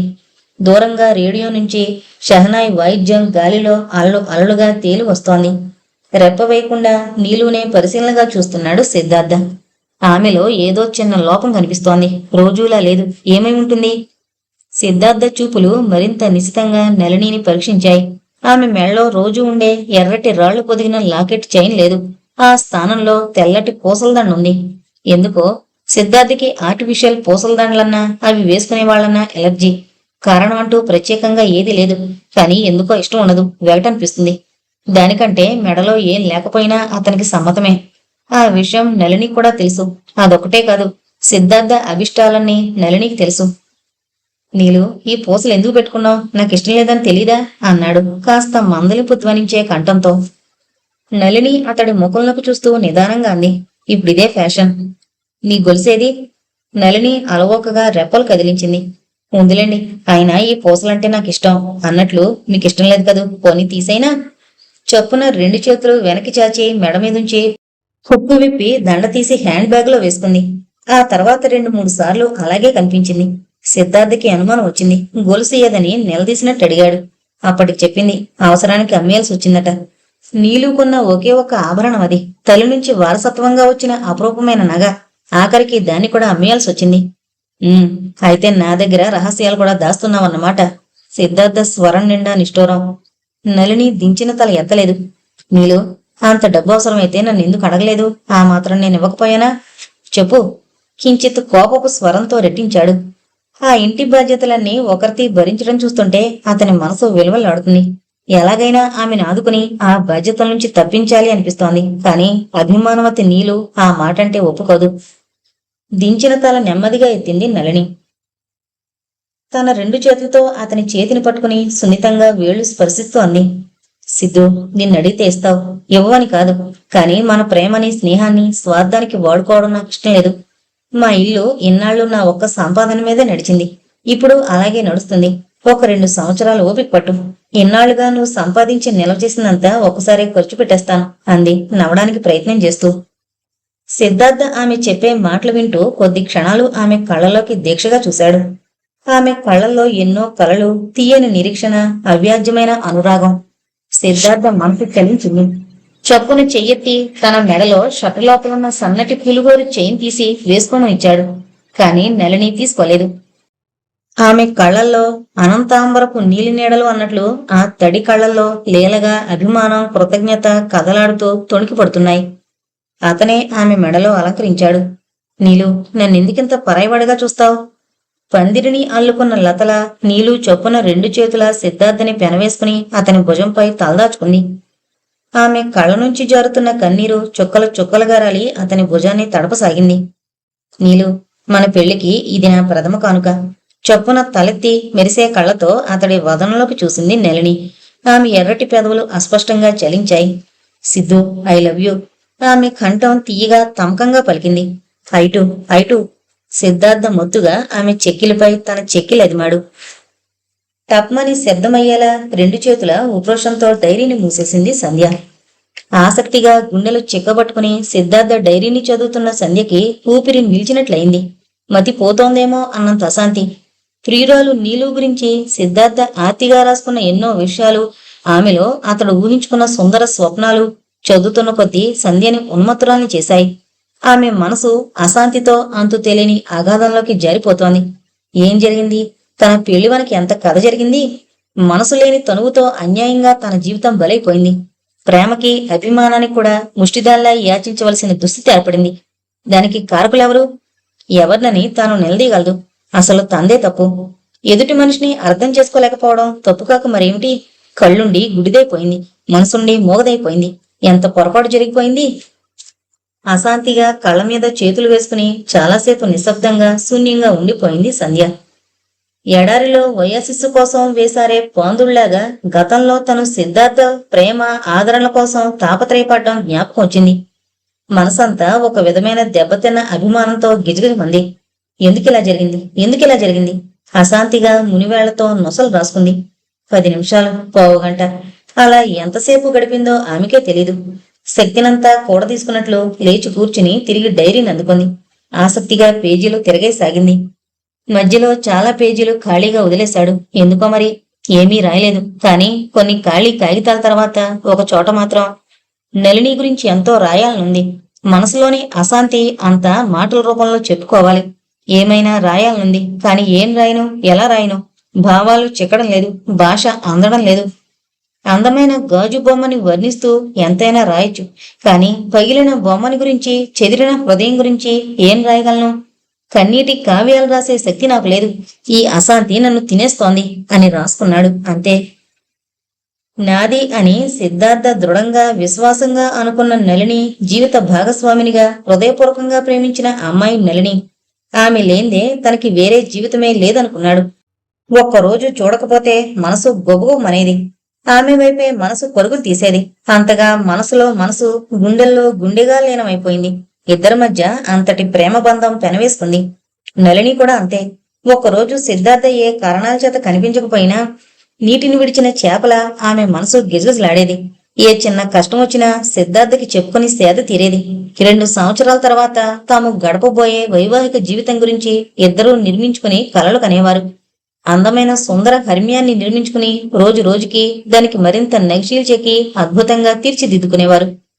నళినియే సిద్ధార్థ, సిద్ధార్థే నళిని అన్నంతగా కలిసిపోయారు. కాని విధి ఆ జంటని విడదీసింది. ఆ ప్రేమికుల హృదయాల్లో వాడిగా ఎడబాటు అనే కత్తిని గుచ్చి వేరు చేసింది. ఒక దుష్టక్షణాన నళిని కేశవ భార్య అయింది. విషయం విన్న సిద్ధార్థ దిగ్భ్రాంతిగా అయిపోయాడు. తను విన్నది కేవలం ఒక గాలి వార్త, పీడకల అనుకున్నాడు. కాని పచ్చి నిజం, చేదులాంటి సత్యం కఠోరంగా కళ్ళ ముందు నిలిచింది. నళిని కేశవుని పెళ్లి చేసుకోవడం, అతని వెంట వెళ్లిపోవడం కూడా జరిగింది. అయినా ఆ షాక్ నుంచి తేరుకోలేకపోయాడు సిద్ధార్థ. వాస్తవం మనసుకెక్కిన క్షణం అతనికి జీవితం అంతా శూన్యంగా కనిపించింది.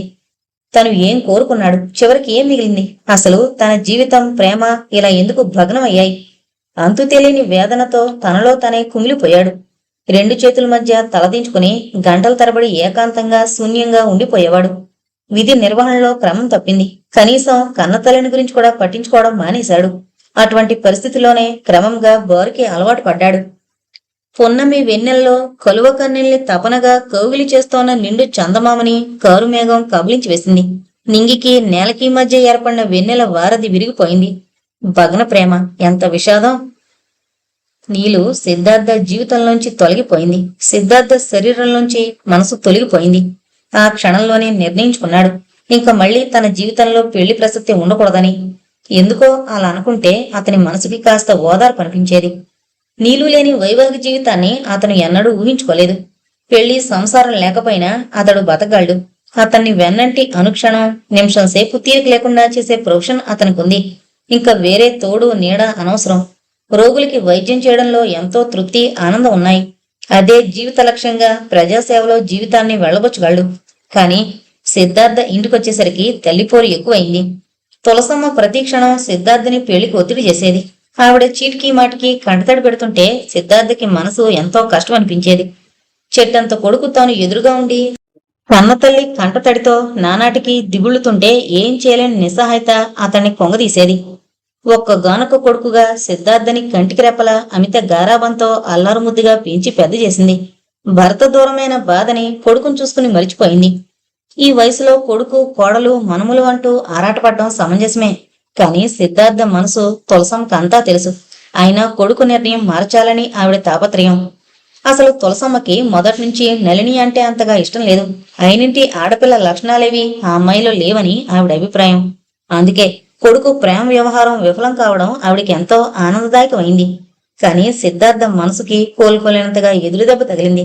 శరీరం ఎంతగా జబ్బు పడినా నయం చేసుకోవచ్చు, కానీ మనసు విషయంలోకొస్తే ఒక జీవితకాలం వెచ్చించిన ఫలితం ఉండకపోవచ్చు. ఎందుకంటే ప్రేమ ఎంతటి తీయదనాన్ని చెవిచూపుతుందో అంతటి విషాదాన్ని కూడా పలికిస్తుంది. ఏది ఏమైనా చివరికి తులసమ్మ నిర్ణయమే గెలిచింది. సిద్ధార్థ తప్పనిసరి పరిస్థితుల్లో తల్లి మాటకి తలవగ్గాడు. ముఖ్యంగా ఆవిడ సుఖం కోసం, ఆవిడ ఆనందం కోసం సంధ్యని పెళ్లి చేసుకునేందుకే నిర్ణయించుకున్నాడు. పోని కనీసం తల్లి మనసుకి శాంతి చేకూర్చిన తనయుడిగా ఆత్మ సంతృప్తి అయినా మిగులుతుంది. నా ఒక్కడి కోసం ఇందరిని బాధ పెట్టే కంటే ఇందరి కోసం నా ఒక్క మనసు వంచన చేసుకోవడమే మంచిది అనుకున్నాడు నిర్లిప్తంగా. కాని అతని హృదయం ఆక్రోశిస్తూనే ఉంది. రెండు చేతుల మధ్య తెరిచున్న పుస్తకాన్ని టప్మని మూసింది సంధ్య. సంధ్య డైరీ చదవడం పూర్తయింది. కాని ఆమె మనసు మాత్రం అంతు తెలియని అగాధంలోకి జారిపోయింది. కళ్ళు మూసినా తెరిచినా భవిష్యత్తంతా అంధకారంలా కనిపించింది. సిద్ధార్థకి తన మీద వేసమెత్తి కూడా ప్రేమ లేదనుకుంటే మనసంతా కొలిమిలో పెట్టినట్లు మండసాగింది. ఊహ తెలిసినాటి నుంచి కలలు కన్న జీవితం అంతా కళ్ళగా మిగిలిపోయింది. తన మీద ప్రేమ లేని భర్త, మనసు లేని భర్తతో జీవితం ఓహ్ పిటి. సంధ్యకి జీవితం అంటే విరక్తి అనిపించింది. తన మీద తనకే చాలా అసహ్యం వేసింది. తన మీద ఏమాత్రం వ్యామోహం లేని మావయ్యని ఎన్నోసార్లు సినిమాలకి షికార్లకి తీసుకెళ్లమని అడగడం, అతడు నిరాసక్తంగా తప్పించుకోజూడడం, తనకిగా తాను సరదాగా సరసంగా ప్రవర్తిస్తే అతడు అంటీ ముట్టనట్లు ఉదాసీనంగా ఉండడం అన్నీ ఒక్కొక్కటిగా జ్ఞాపకం రాసాగాయి. కనీసం అతడి మనసేంటి, ఎందుకు అని ఒక్కసారైనా తాను ఎందుకు ఆలోచించలేకపోయింది? చిచి, వాట్ ఏ ఫూలిష్. తలుచుకున్న కొద్దీ సంధ్యకెంతో అవమానకరంగా గిల్టీగా అనిపించసాగింది. నా మీద ప్రేమతో కోరికతో కాక కేవలం తల్లిని తృప్తిపరచడం కోసం, అక్కల అభిమానం కోసం మావయ్య తనని పెళ్లి చేస్తున్నాడు అనుకుంటే సంధ్యకెంతో యావగింపు కలిగింది. గడిచిన ఈ 6 నెలల వైవాహిక జీవితం జ్ఞాపకం వచ్చింది. చేదు అనుభవాలు తప్పించి మధురంగా మళ్లీ మళ్లీ తలుచుకోవాలి అనిపించే అపరూప అనుభూతి ఒకటి కూడా లేదు. అవును, ఎలా ఉంటుంది? తనదంతా వన్ సైడ్ లవ్. సిద్ధార్థ మనసు ఒక చోట, మను ఒక చోట. ఇంకా ఆనందం కోసం అరులు చాచి ఏం ప్రయోజనం? ఆ నీలు ఎంత అదృష్టవంతురాలు. అపరూపమైన సిద్ధార్థ హృదయం దోచుకోగలిగింది. ఆమె గురించి డైరీలో ఎంత ఆప్యాయంగా రాసుకున్నాడు. నిజమే, అసలైన ప్రేమికులకి వియోగం ఎంత దుర్భరమైంది. మావయ్య తన గురించి ఏమనుకుంటున్నాడు? సిగ్గు అభిమానం లేని ఆడదనుకుంటున్నాడా? మకరందం లేని పుష్పం, ప్రేమ లేని పెళ్లి నిరర్ధకం కాదా? సంధ్య గట్టిగా కళ్ళు మూసుకుంది. పిండి మరలో గింజల్లా ఆలోచనల మధ్య ఆమె మనసు నలిగిపోతోంది. అశాంతితో ఆమె మనసు వేగిపోతోంది. ఈ ప్రపంచం నుంచి ఎక్కడికైనా దూరంగా వెళ్లిపోవాలి అనిపిస్తోంది. ఇంత విశాల విశ్వంలో తన జీవితం ఎంత ఇరుగ్గైపోయింది. సంధ్య అశాంతిగా దిండులో ముఖం దాచుకుంది. డైరీ చదివాక మావయ్య మనసేంటో తెలిసింది.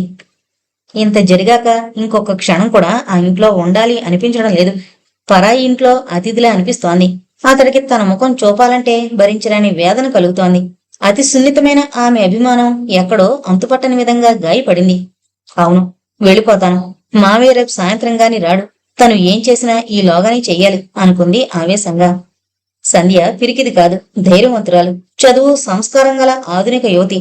సిద్ధార్థని కాదని తన కాళ్లపై తాను బ్రతకడం ఆమెకి అసాధ్యమైన విషయం అసలే కాదు. కాని ఎందుకో ఆ దుర్భరమైన అనంతమైన అశాంతిని జయించడం అసాధ్యం అనిపించింది.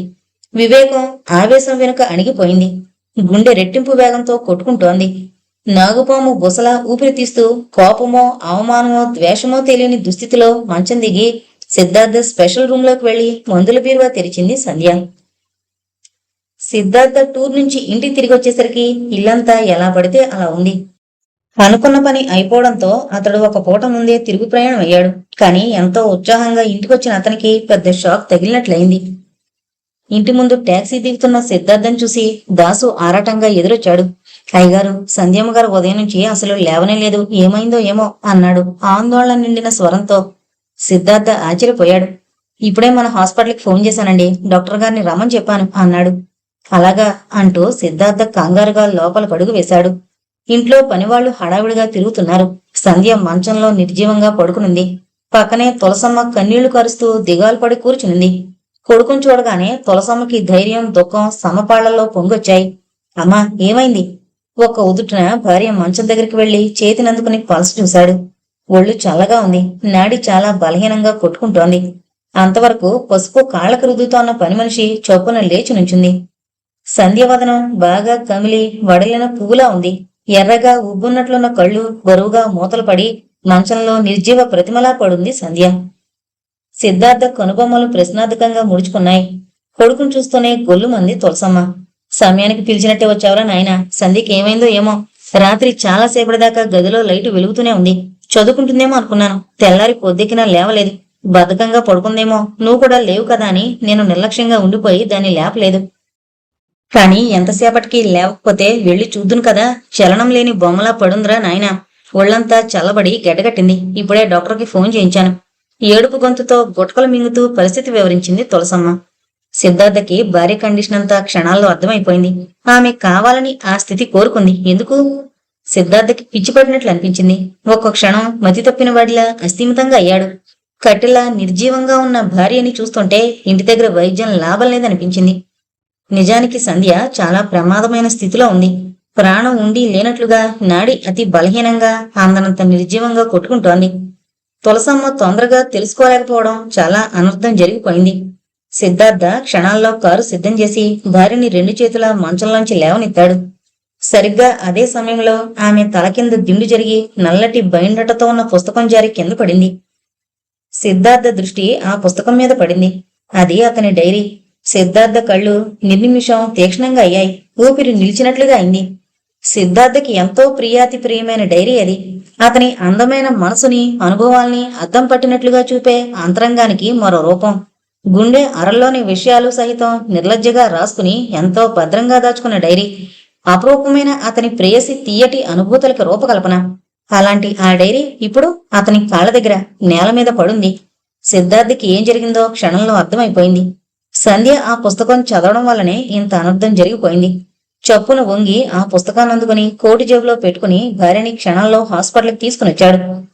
అసిస్టెంట్ సహకారంతో సంధ్యకి కేవలం భర్తగా కాక ఒక బాధ్యతాయుతమైన గొప్ప డాక్టర్గా వైద్యం చేశాడు. సంధ్య ఆవేశంతో స్లీపింగ్ టాబ్లెట్లు తింది. ఆ నిద్ర దీర్ఘనిద్ర కాకముందే అదృష్టవశాన సిద్ధార్థ రావడంతో వెంట్రుక వాసిలో ప్రమాదం తప్పిపోయింది. ఏ కొంచెం ఆలస్యమైనా భార్యని చంపిన హంతకుడిగా తాను మిగిలిపోయి ఉండేవాడు. జీవితంలో అకల్ముఖం చూసే అర్హతని కోల్పోయి ఉండేవాడు. ఆపాటి ఆలోచనకే సిద్ధార్థ కంపించిపోయాడు. కొన్ని వేల కత్తులు అదృశ్యంగా మనసుని గుచ్చుతున్నట్లు అనిపించింది. సంధ్య నాకింత పెద్ద శిక్ష వేద్దామనుకుందా? సిద్ధార్థకి భరించలేనంత ఆవేదన కలిగింది. అశాంతిగా 2 చేతుల మధ్య తలదించుకుని ఎంతోసేపు స్తబ్దుగా కూర్చుండిపోయాడు. ఆ సాయంత్రం సంధ్యని ఇంటికి తీసుకొచ్చాడు. భయం చేతనో ఏమో ఆ మర్నాటి నుంచి సంధ్యకి విపరీతమైన జ్వరం పట్టుకుంది. నిప్పు కణికలా ఒళ్ళు కాలిపోసాగింది. కళ్ళు ఎర్రగా కెంపు తేలి మూసిన కన్ను తెరవకుండా 3 రోజులు మంచంలో పడుంది. అదే పనిగా వాంతులు పట్టుకున్నాయి. స్టమక్ వాష్ చేయడం వల్ల శరీరమంతా పచ్చిగయ్యి మనిషి మరీ చిక్కి పొలలా తయారైంది. కళ్ళు లోతుకుపోయి చెక్కిళ్లు పలచబడి చాలా నీరసంగా ఉన్న భార్యను చూస్తుంటే సిద్ధార్థకి మనసంతా ముళ్ళుతో కెలికినట్లు బాధపడసాగాడు. కాస్తలో మృత్యుముఖం నుండి బయటపడింది. ఆ క్షణంలో తను రాకపోయుంటే ఏం జరిగుండేది? ఆపాటి ఆలోచనకే సిద్ధార్థ శరీరం కంపించింది. ఇక మీదటిలా జరగడానికి వీల్లేదు. సంధ్యకంతా చెప్పేస్తాను. మా ఇద్దరి మధ్య ఉన్న అడ్డుతెర తొలగిపోవాలి అనుకున్నాడు దృఢంగా. సంధ్య బెడ్ మీద ఉన్న 3 రోజులు సిద్ధార్థ వీధి ముఖం చూడలేదు. సంధ్య బెడ్ పక్కనే కూర్చుని ప్రతి క్షణం ఆమెకి సేవ చేశాడు. పసిపిల్లల సంధ్యని 2 చేతుల మధ్య ఎత్తుకుని ఒడిలో చేర్చుకుని మందులు తాగించాడు. పాలల్లో ముంచిన బ్రెడ్ ముక్కలు స్పూన్తో తినిపించాడు. గ్లాస్తో మంచినీళ్లు అందించేవాడు. చిక్కులు పడిన ఆమె వెంట్రుకల్ని సరిచేసేవాడు. ఆమె అలసటగా పడుకుంటే బ్లాంకెట్ కప్పి ఆమెకి చేరువుగా తను పడకుర్చీలో వాలేవాడు. గతంలో అంటీ ఆటనట్లుగా ఉండే సిద్ధార్థ ప్రవర్తనలో మార్పు, తన పట్ల ప్రదర్శించే ప్రేమ చూస్తుంటే సంధ్యకి మతి తప్పినంత పనైంది. మావయ్య ఇంత అనురాగం లాలన చూపించగలడా అనుకుంటే ఎంతో ఆశ్చర్యం అనిపించసాగింది. ఆ క్షణంలో అన్నీ మరచి గతాన్ని ఒక పీడకలలా విస్మరించి చిన్నప్పటి నుంచి తను ఎంతగానో ఆరాధించిన మావయ్య గుండెల్లో తలదాచుకోవాలి అనిపించింది. ఏం జరిగినా సరే ఏమీ జరగలేదనుకుని నిశ్చింతగా ఉండడం నేర్చుకో అంటాడు ఆర్నాల్డ్ బెన్నెట్. కానీ సాధ్యమా? మావయ్యకి తనకి మధ్య ఎంత అగాధం ఉంది. తమ దాంపత్యంలో ప్రేమలో ఎన్ని అపస్వరాలు. తమ మధ్య ఒకరి పట్ల ఒకరికి సదవగాహన లేదు. ఒకరిపై ఒకరికి ఎన్నో అపోహలు. ఇంకా తమ దాంపత్యంలో ఆనందం కోరుకుంటే మాత్రం ఎక్కడి నుంచి వస్తుంది? సంధ్యలో విపరీతమైన భావ సంచలనం. భర్తని కళ్ళెత్తి సూటిగా చూడాలంటే విపరీతమైన భయం పట్టుకుంది. గిల్టీగా బాధపడసాగింది. సంధ్య, నిద్రమాత్రలు ఎందుకు తిన్నావు అని అడిగితే ఏం చెప్పాలి? తను మనసారా చావును వరించింది. కాని మృత్యు తనని కరుణించలేదు. ఇప్పుడు బ్రతికుండి నిర్జీవం అయింది. అందుకే తన ముఖం తాను చూసుకోవాలన్న ఉలికిపోటుగా ఉంది. అదీగాక మావయ్య భద్రంగా పదిలపరుచుకున్న పర్సనల్ డైరీని తను బయటికి తీసింది. రహస్యంగా నా డైరీ ఎందుకు చదివావు? డూ యు నో మేనర్స్ అని నిలదీసి ప్రశ్నిస్తే ఏం చెయ్యాలి?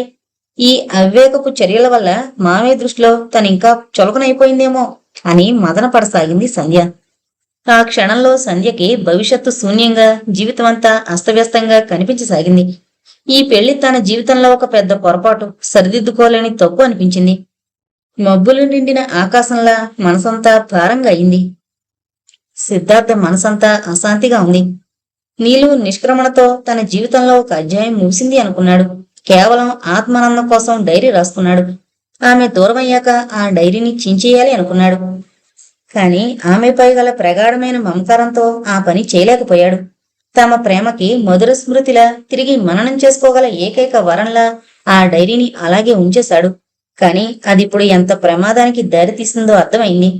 ఒక పక్క సంధ్య ఆ డైరీ చదివిందన్న కోపం, మరో పక్క ప్రాణానికి తెగించింది కదా అన్న ఆవేదన. సంధ్యకి తన పట్ల అనురాగం ఎంతటిదో అతనికి తెలియంది కాదు. అందుకే అంత సాహసం చేయగలిగింది. నీలు దూరమయ్యాక గతంలో సిద్ధార్థ మనసు కూడా అలాగే వశం తప్పేది. ఒక విధంగా సంధ్య నుంచి ఈ విషయాలన్నీ పిరికితనంగా దాచి ఆమెని వివాహం చేసుకోవడం పూర్తిగా తప్పే. దొంగని సాక్ష్యాధారాలతో పట్టించినట్లు ఈ డైరీ తన తప్పుల్ని చూపుతోంది. ఈ పరిస్థితుల్లో సంధ్యను ఏమని నమ్మించగలడు? గుండెల్లో మాన్పు పడుతున్న గాయం కెలికినట్లయింది.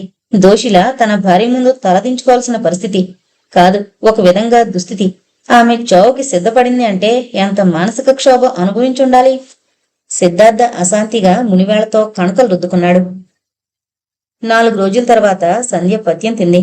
ఆ రోజు సిద్ధార్థ్ కూడా హాస్పిటల్కి వెళ్ళొచ్చాడు. 10 రోజులు గడిచేసరికల్లా సంధ్య బాగా కోలుకుంది. కొద్ది నీరసం తప్పించి ఆమెలో మునిపటి రంగు కళ వచ్చి చేరాయి. నట్టెంట మహాలక్ష్మిలా కోడలు లేచి తిరుగుతుంటే తులసమ్మ ఆనందం వర్ణాతీతం. కోడలు కాలు కదిపితే కందిపోతుంది అన్నంత అపురూపంగా చూడసాగింది. అసలే మనవరాలంటే తగని మమకారం. దానికి తోడు ఆమె మానసికంగా దెబ్బతిండం చేత ఆ అపురూపం రెట్టింపైంది. అమ్మాయి సంధ్య, మీ అమ్మను ఒకసారి రమ్మని ఉత్తరం రాయమంటావా తల్లి అంది ఆదరంగా. వద్దన్నట్లు అడ్డంగా తల ఊపింది సంధ్య. నేనే ఒకసారి వెళ్ళి కొన్ని రోజులు ఉండొస్తానమ్మమ్మా అంది నిగూఢంగా. దాంతో తులసమ్మ వదనం వికసించింది. అలాగే తల్లి, నీ ఇష్టం, నీకు ఎలా సంతోషమైతే అలాగే వెళుదువుగాని అని కాసేపు ఆగి, ఇదిగో చూడు సంధ్య, నువ్వింకా చిన్నపిల్లవే, నీకు లోకం తెలీదు. జరిగిందంతా మనసులో పెట్టుకోకు. సంసారం అన్నాక ఏవో పొరపాట్లు వస్తూనే ఉంటాయి. అవే పట్టి సాగదీయకూడదు, మర్చిపోవాలి. నువ్వు చదువుకున్న దానివి, నీ సంసారాన్ని నువ్వే చక్కదిద్దుకోవాలి. మీ ఇద్దరూ సుఖంగా ఉండాలన్నదే నా కోరిక, తెలిసిందే అంది హితో చెబుతున్నట్లు. సంధ్య నిశ్శబ్దంగా తల ఊపింది. కాని ఆమె మనసులో ఆలోచనలు వేరే ఉన్నాయి. మావయ్య మనసేమిటో క్షుణ్ణంగా తెలిసాక ఇంకక్కడ ఒక క్షణం కూడా ఉండాలి అనిపించడం లేదు. అతని మనసులో తనకి స్థానం లేదు అని తెలుసుకున్న మరుక్షణం అది తన ఇల్లు కాదన్న భావం బలపడింది. అతిథిలాగా ఎన్నాళ్లు గడపగలదు? ముందిక్కడి నుంచి వెళ్లిపోవాలి. ఆ తర్వాత ఎక్కడైనా చిన్న ఉద్యోగం సంపాదించుకుని తన జీవితాన్ని ఒక మలుపు తిప్పుకోవాలి. ఏదైనా ఒక పెద్ద వ్యాపకం కల్పించుకుని ఈ అశాంతిని మరిచిపోవాలి. చట్టరీత్యా తమ బ్రతుకులు ముడిపడ్డాయే కాని మానసికంగా ముడిపడలేదు. మనసులేని మనువు ఎంత దుర్భరమో ఈ కొద్ది కాలంలోనే తనకి తెలిసొచ్చింది. చాలు, జీవితాంతం ఈ చేదు అనుభవం చాలు. ఈ వేదన తానింక భరించలేదు. అవును, వెళ్ళిపోవాలి అనుకుంది దృఢంగా. కాని తులసమ్మ ఇంకాస్త స్వస్థత చేకూరిన మీదట వెళ్లమండంతో అప్పటికి ఆగిపోయింది. సంధ్య మనసులోని ఆలోచనలేమిటో తులసమ్మకి తెలియవు. కాని తులసమ్మ సంధ్య కొద్ది రోజులు పుట్టింట గడిపొస్తుందన్న వార్త మాత్రం కొడుకు చెవిన వేసింది. సిద్ధార్థ విని కూడా మౌనంగా ఉండిపోయాడు. భార్యాభర్తలిద్దరూ ఒక విధమైన గిల్టీతో బాధపడుతున్నారు. సూటిగా తలెత్తి ఒకరిమొకొకరు చూసుకోవాలంటే అభిమానం అడ్డొస్తోంది. సంధ్యకెంతో దిగులుగా ఉంది. ఆ రోజు ఆవేశంతో చాటుగా తీసిన డైరీని తిరిగి యథాస్థానంలో పెట్టడం మరిచిపోయింది. తల కింద దిండులో ఉంచింది. కాని ఇప్పుడు దాన్ని సిద్ధార్థ తీసుకున్నాడని తెలిసింది. అతను ఏమనుకుంటాడు? దొంగతనంగా డైరీ చదివానని అసహించుకోడా? ఆయన ఇతరుల డైరీలు చదవడం ఎంత తప్పు? మావయ్య మిగతా అన్ని విషయాలు కూడా తన గురించి అలాగే అనుకుంటున్నాడేమో అనుకుంది మదనపాటుగా. అంతలోనే ఆమె మనసు ఎదురు తిరిగింది. "హుం, అనుకుంటే అనుకోని అతను మోసం చేయగలింది నేను చదివితే మాత్రం తప్పేంటి? అంత గొప్ప ప్రేమ వ్యవహారం ఉన్నప్పుడు నేను చదివితే వచ్చిన ముప్పేంటి? మనసు లేకుండా తనని ఎవరు పెళ్లి చేసుకోమన్నారు? నన్నెందుకు మోసం చేయాలి? మగవాడయుండి పిరికివాళ్ల ప్రవర్తించాడు. పెళ్లికి ముందే జరిగిందంతా సహృదయంగా చెప్పుంటే అప్పుడు ఆ సమయంలో తను ఎటువంటి నిర్ణయం తీసుకునుండేదో. ఇటువంటి అపార్థాలకి ఆస్కారం ఉండేది కాదు. తనకిష్టమైతే అంగీకరించి ఉండేది, లేకపోతే అతనితో పెళ్లి విరమించుకునేది. కానీ ఇప్పుడు తనని ఎంత వంచన చేశాడు? జీవితాంతం కపట ప్రేమతో మోసగించాలని చూశాడు. చదువు, సంస్కారం ఉన్న మనిషి, నిజమైన వ్యక్తిత్వం ఉన్న మగవాడు ప్రవర్తించే తీరిదేనా? అలా ఆలోచిస్తే సంధ్యలో ఉప్పెనలా ఆవేశం పెళ్ళుకొచ్చింది. చిన్నప్పటి నుంచి మావయ్యని ప్రేమించి ఆరాధించినందుకు ప్రతిఫలం అతని నుంచి వంచన. ఆ రోజు డైరీ చదవడం పూర్తయ్యాక తన మనసు ఎంతటి చిత్రవదకి గురైంది. మావయ్య తన మనిషి కాదనుకుంటే ఎంత నరకం అనిపించింది. తను ఏం కోరుకుంది? ఈ ఇల్లు వైభోగం ఆశించిందా? కాదు, అతన్ని కోరుకుంది. కాని ఆ వ్యక్తే తనని నిరసిస్తున్నప్పుడు ఇంకా ఈ జీవితం ఎందుకు అనిపించింది? ముఖ్యంగా పెళ్లి పేరుతో తనని ఎందుకు మోసగించాలి అనిపించింది. పోనీ జరిగిపోయిందేదో జరిగిపోయింది. అతడు పెళ్లికి ముందే ఫ్రాంక్ గా అసలు విషయం చెప్పి తన అభిప్రాయం అడిగితే ఎంత సంతోషించుండేది. ఆ పాటి సిన్సియారిటీ లేకపోతే ఎందుకు? అమ్మమ్మ, తన తల్లి, మిగతా పెద్దలు అతని మనసు అర్థం చేసుకోలేకపోవచ్చు. కాని తను మూర్ఖురాలు కాదే. చదువు, సంస్కారం ఉండి ఆధునిక భావాల గల అమ్మాయి. అతన్ని తప్పక అర్థం చేసుకుని ఉండేది. అతడి నిజాయితీకి ముగ్ధురాలు అయి ఉండేది. ఇష్టమైతే వివాహానికి అంగీకరించి ఉండేది, లేదు విరమించుకునేది. అతడు ఆ విధంగా ప్రవర్తిస్తే ఎంత సంస్కారవంతంగా ఉండేది. ఆ పరిస్థితుల్లో మావయ్య మీద గౌరవం ఇంకా పెరిగేది. కాని ఇప్పుడు అతడు తనని మోసం చేశాడు. మనసులో ప్రేమ లేకుండా పైకి నటన ప్రదర్శించాడు. అది గ్రహించలేని తను సినిమాలని, షికార్లని ఎంతో వేధించింది.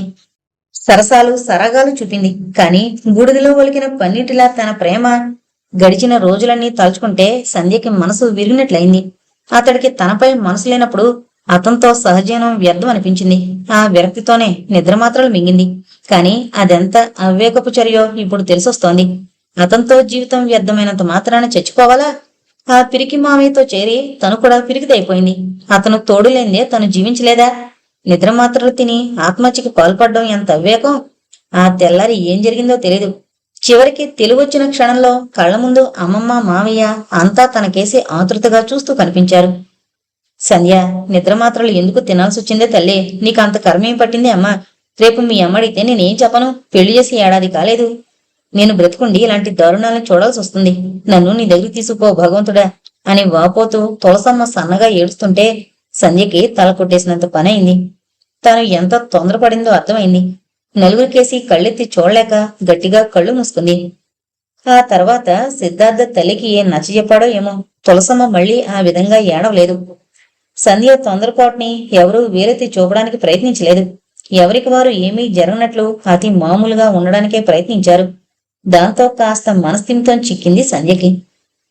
సమయం రాత్రి 9 గంటలు కావస్తోంది. భోజనం చేసి విశ్రాంతిగా గదిలోకొచ్చి పడుకుంది సంధ్య. మామయ్యతో పెళ్లి ఒక అపురూప వరం, జీవితం ఒక మధుర స్వప్నం, భవిష్యత్తు బంగారు పంట అనుకుంది. కాని ప్రేమ, పెళ్లి ఒక పీడకలలా జరిగిపోయాయి. జీవితం శూన్యంగా మిగిలిపోయింది. ఇలా ఎందుకు జరిగింది? ఏ జన్మ పాపానికి ప్రాయశ్చిత్తం ఇది? ఈ మనోవేదన, ఈ నైరాస్యం తనని ఎందుకు పట్టి పీడించాలి? గదిలో నీలిరంగు బెడ్లైట్ వెలుగుతోంది. దోమతెరలో నుంచి పల్చని వెలుగులోకి చూస్తూ నిశ్శబ్దంగా ఉండిపోయింది సంధ్య. కాని మనసు మాత్రం తుఫాను ముందర సముద్రంలా ఉంది. వారం దినాల్లో సంధ్యకి శారీరకంగా పూర్తిగా స్వస్థత చేకూరింది. కాని మానసికంగా అశాంతి తగ్గలేదు. జరిగిన విషయాల గురించి ఇంతవరకు సిద్ధార్థ ఏ ఒక్క సంగతి భార్యను ప్రశ్నించలేదు. సంధ్య కూడా మామయ్యకి ఎదురుగా నిలవాలంటే ధైర్యం చాలడం లేదు. భార్యాభర్తలిద్దరూ చాలా ముక్తసరిగానే ఉంటున్నారు. కాని ఎప్పుడో నిశ్శబ్దం పేలుతుందని సంధ్యకి తెలుసు. ఆ పరిస్థితిని ఏమని ఎదుర్కోవాలి? మామయ్య ఏం చెప్పబోతున్నాడు? అప్పుడు తనేం చెయ్యాలి? సంధ్యకి ప్రతి నిమిషం ఇవే ఆలోచనలు. గడప దగ్గర అలికిడికి ఉలిక్కి పడింది సంధ్య. సిద్ధార్థ భోజనం ముగించి గదిలోకొచ్చి లైటు వేశాడు. సంధ్య, సిద్ధార్థ మృదువుగా పిలిచాడు. సంధ్య కొద్దిగా ఉలికి పడింది. సంధ్య, నిద్రపోతున్నావా? లేదు, నీతో కొంచెం మాట్లాడాలి. ఒకసారి మేడ మీద గదిలోకి రాగలవా? అతని కంఠంలో అభ్యర్థన సంధ్యని కదిలించింది. నిన్నే. దయచేసి ఈ ఒక్కసారికి నేను చెప్పేది పూర్తిగా విని జాగ్రత్తగా అర్థం చేసుకో. ఇంకెప్పుడు నిన్ను బాధ పెట్టను. ఈ ఒక్కసారికి ప్లీజ్. సిద్ధార్థ కంఠంలో దీనత్వం, వేడుకోలు. సంధ్య చొప్పున మంచం మీద నుంచి లేచింది. నేను నేను రేపు ఊరికి వెళ్ళాలనుకుంటున్నాను అంది దృఢమైన స్వరంతో. అమ్మ చెప్పింది సంధ్య, అలాగే వెళ్ళిరా. నీకు పూర్తి స్వస్థత చిక్కేదాకా ఉండిరా. ఎన్ని రోజులైనా సరే నీకు పూర్తి విశ్రాంతి చిక్కాకానే రావచ్చు అన్నాడు ఆత్మీయత ఉట్టిపడే స్వరంతో. సంధ్య కాస్త విసురుతో అడ్డంగా తల కదిలించింది. గాలిలో చెయ్యి కదిలిస్తూ అంది, నేను మళ్ళీ తిరిగొచ్చే ఉద్దేశంతో వెళ్లడం లేదు. శాశ్వతంగా ఇక్కడి నుంచి వెళ్ళిపోతున్నాను. ఇకపై మీ జీవితం మీది, నా జీవితం నాది అంది రోషంగా. ఆమె చెప్పిన సమాధానంతో సిద్ధార్థ క్షణంసేపు కొయ్యబొమ్మలు అయిపోయాడు. ఊపిరి తీయడం కూడా మర్చిపోయినట్లు అలాగే రెప్పలు తెరిచి దీర్ఘంగా చూస్తూ ఉండిపోయాడు. ఆ మాటలు చెప్పిన తీరు అతడిని నిర్వీర్యుని చేశాయి. కొద్దిసేపటికి తనను తాను నిభాయించుకుని గుండెల్లో రగులుతున్న ఆవేదనను అణగదొక్కి తెచ్చిపెట్టుకున్న మార్ధవంతో అన్నాడు, అలాగే కాని సంధ్య, నీ నిర్ణయాన్ని కాదనే సాహసం నాకు లేదు. కానీ వెళ్లే ముందు నేను ఆఖరిసారిగా చెప్పే ఈ 4 మాటలు వినడం వల్ల నీకొచ్చిన నష్టం ఏమీ ఉండదనే నా అభిప్రాయం. సంధ్య, దయించి ఒకసారి మేడ మీదకి రా. కొద్ది క్షణాల సేపు నేను చెప్పే మాటలు విను అన్నాడు వేదన నిండిన స్వరంతో. సంధ్యకి ఇంకా కాదనే అవకాశం చిక్కలేదు. అతడు అంత దీనత్వంతో సహనంగా అడుగుతున్నప్పుడు కాదనడం అవివేకం అనిపించింది. అవును, అసలు ఈ ఇంట్లో నాది ఎటువంటి స్థానమో తేల్చుకోవాలి. వంచన చేసింది అతను, నేనెందుకు భయపడాలి? ఒక వంచకుడికి, ఒక మోసగాడికి, ఒక దొంగ ప్రేమికుడికి లేని సిగ్గు బిడియం నాకెందుకు? అనవసరంగా నేనెందుకు భయపడాలి అనుకుంది. ఆవేశంగా లేచి భర్త వెంట మేడ మీదకు నడిచింది. తనది నిర్మలమైన మనసు, నిష్కల్మషమైన ప్రేమ. అటువంటి తనని పెళ్లి పేరుతో స్వంత మావయ్య మోసం చేశాడనుకుంటే మనసు నిప్పుల కుంపట్లా కాలుతోంది. ద్వేషం రగులుతోంది. ఈ దేశంలో మగవాడు ఏం చేసినా చెల్లుబాటు అయిపోతుంది. అతడి అరాచకాలన్నింటినీ సంఘం సునాయాసంగా క్షమించేస్తుంది. కాని అన్ని విధాలా అన్యాయం అయిపోతోంది ఆడపిల్లలే కదా. మనిషికొక నీతి, మనిషికొక న్యాయం. ఆడది పొరపాటున కన్నెత్తి చూసినా అపవిత్రతను అంటుగట్టే మగవాడికి మాత్రం ప్రేమ ఒకరితో, పెళ్లి వేరొకరితో. ఇవి ఈనాటి ప్రపంచపు విలువలు. ఆది నుండి నేటిదాకా నిస్సందేహంగా ఇది పురుషుల ప్రపంచమే. జీవితానికి లక్ష్యం ఆనందం కాదు, శీలం అంటాడు బేషర్. కాని ఈ లక్ష్యం పురుషులకు అక్కర్లేద్దా? స్త్రీల వరకే పరిమితమేమో. ఈ విధంగా ఆలోచిస్తున్న కొద్దీ సంధ్య మనసు అవమానంతో అతలాకుతలం అయిపోతుంది. సిద్ధార్థ ఉనికి భరించలేనట్లు హృదయం పుచ్చుకుని పోతుంది. ఎలాగో శరీరాన్ని అదుపు చేసి తడబడే అడుగులతో భర్త వెంట పైకొచ్చింది. మేడ మీదున్న ఒకే ఒక గదిని గెస్ట్ రూమ్ గా ఉపయోగిస్తారు. సిద్ధార్థ తలుపు తెరచి లోపలికి ప్రవేశించాడు. విశాలమైన గది. కూర్చో సంధ్య, సౌమ్యంగా అన్నాడు సిద్ధార్థ. సంధ్య నెమ్మదిగా వచ్చి మంచం మీద కూర్చుంది. అతి సన్నిహితంగా ఉండవలసిన భార్యాభర్తలే అయినా ఆ క్షణంలో ఇద్దరి మధ్య ఎంతో దూరం ఉన్నట్లు చాలా పరాయిగా అనిపించింది సంధ్యకి. ఈ దూరం తరగదేమో, తమ మధ్య అనురాగం పెరగదేమో. ఆ క్షణంలో సంధ్యకి ఎంతో దిగులనిపించింది. నిన్నటిదాకా పుట్టింటికి వెళ్లిపోవడమా లేక ఇక్కడే ఉండిపోవడమా అన్నది స్థిరంగా నిర్ణయం కావడం లేదు. ఆమెకు మనసులో ఒకవైపు సిద్ధార్థపై ప్రేమ, మరో పక్క కోపం సరిసమానంగా తూగుతున్నాయి. అయినా ద్వేషాన్ని ప్రేమ జయించగలదేమో. అతడు అభిమానంగా ఓదార్చి లాలనగా అక్కును చేర్చుకుంటే కరిగిపోయేటంత బలహీనమైన స్థితిలో ఉంది సంధ్య మనసు. కాని ఆలోచనల్లో కొట్టుకుని పోతున్న సంధ్య నెమ్మదిగా తలెత్తింది. సిద్ధార్థ కిటికీ రెక్క పట్టుకుని బయటకు చూస్తూ సిగరెట్ పొగొదులుతున్నాడు. మామయ్య తనని ఎందుకు ఇక్కడ పిలిచాడు? ఏం చెప్పబోతున్నాడు? ఆమెకెందుకో చాలా భయంగా ఉంది. గుండె చప్పుడు పైకి వినిపించేటంత స్పష్టంగా రెట్టింపు వేగంతో స్పందిస్తోంది. సంధ్య, ఏంటి అన్నట్లు తలెత్తింది సంధ్య. సంధ్య, ఒక్క విషయం చెప్పు. ఈ ఇల్లు నీకు నరకంగా ఉందా? నాతో జీవితం కంటే మరణం మేలనిపించిందా? సిద్ధార్థ కంఠంలో ప్రతి పదంలోనూ ఎంతో బాధ, అవమానం స్పష్టంగా వ్యక్తం అవుతున్నాయి. సంధ్య చప్పున తలదించుకుని నిశ్శబ్దంగా ఉండిపోయింది. సంధ్య, నా డైరీ చదివావు కదూ? చదివినందుకు నేను ఏమీ అనుకోను. కానీ అది చదివినందువల్ల నీకొచ్చే లాభం కంటే నష్టమే ఎక్కువగా ఉంటుంది. అసలు నేను మన వివాహానికి ముందే ఈ విషయాలన్నీ నీకు వివరంగా చెప్పాలి అనుకున్నాను. కానీ చెప్పలేదు. నాలో నేనే తరికించుకున్న మీదట ఆ ఆలోచన విరమించుకున్నాను. ఎందుకో తెలుసా? స్వచ్ఛమైన పాలల్లాంటి నీ లేత మనసు గాయపరచడం ఇష్టం లేక, ఆదిలోనే హంసపాదు అన్నట్లు జీవిత ప్రథమంలోనే అపశృతి పలకూడదు అని ఆశించాను. గతం మరిచిపోయి నేనే నెమ్మదిగా అడ్జస్ట్ అవుదామని నిర్ణయించుకున్నాను. అందుకే నీకేమీ చెప్పలేదు. నా లవ్ అఫైర్ దాచుంచాను. కానీ దీనిని దగ మోసం అని నువ్వు భావిస్తే నేనేం చేయలేను. నీకు ఈ పెళ్లి వల్ల ఏ కొంచెమైనా అన్యాయం జరిగింది అనుకుంటే అందులో నా బాధ్యత కంటే మీ అమ్మమ్మల ప్రాబల్యమే ఎక్కువ. సంధ్య, అయినా సమస్యలొస్తే ఓర్పుగా చక్కదిద్దుకోవాలి. నిదానంగా మంచి చెడులు విచారించాలి. ధైర్యంగా భవిష్యత్తు అనుగుణంగా మలుచుకోవాలి. అంతేగాని ఆవేశంతో మూర్ఖంగా ప్రాణాలు తీసుకోవడం మంచి పద్ధతి కాదు. మరణం సమస్యకి పరిష్కారం కాదు. అలా అయితే నేను ఏనాడో ఆ పని చేసి ఉండేవాణ్ణి. ఇప్పుడు దాదాపు మొన్నటి నీ చర్య వల్ల నాకు మళ్ళీ అంతటి మానసిక సంఘర్షణ ఏర్పడిందంటే నువ్వు నమ్మవేమో, కానీ నేను మొండివాణ్ణి సంధ్య. ఇలా పిరికిగా చావుకి సిద్ధపడలేకపోతున్నాను. హాస్పిటల్లో 10 మంది మన గురించి ఏ విధంగా చెప్పుకుంటున్నారో కొంచెమైనా ఆలోచించావా? ఆఖరికి పనివాళ్ల దృష్టిలో సైతం నేను భార్యను చంపిన దుష్టుల్లా మిగిలిపోవాలనా నీ ఆశయం? హృదయం బొరివెక్కగా కొద్ది క్షణాలు మౌనంగా ఉండిపోయాడు సిద్ధార్థ. మళ్ళీ తన గొంతు సవరించుకున్నాడు. పోనీలే, ఆ విషయం వదిలే. నేను బాధపడను. కాని సంధ్య, నేను కొన్ని సంగతులు చెప్తాను. నువ్వు నమ్మినా నమ్మకపోయినా నేను చెప్పేది మాత్రం నిజం. కాని నాకు నువ్వు ముందుగా ఒక మాట ఇవ్వు, అభ్యర్థనగా అడిగాడు. ఏంటి అన్నట్లు తలెత్తింది సంధ్య. మొన్న నేను లేకుండా చూసి స్లీపింగ్ పిల్స్ తిన్నావు కదా, కానీ ఇంకెప్పుడు జీవితంలో ఇలాంటి పిచ్చి పని చేయనని మాటివ్వు. నా మీద ఏ మాత్రం కనీస గౌరవం ఉన్న మాటివ్వు. చొప్పున భార్య ముందుకొచ్చి చేయి చాపాడు. చివున కళ్ళల్లో నీళ్లు ఊరుతుంటే సంధ్య చొప్పున తన చేతిని అతని అరచేతిలో వేసింది.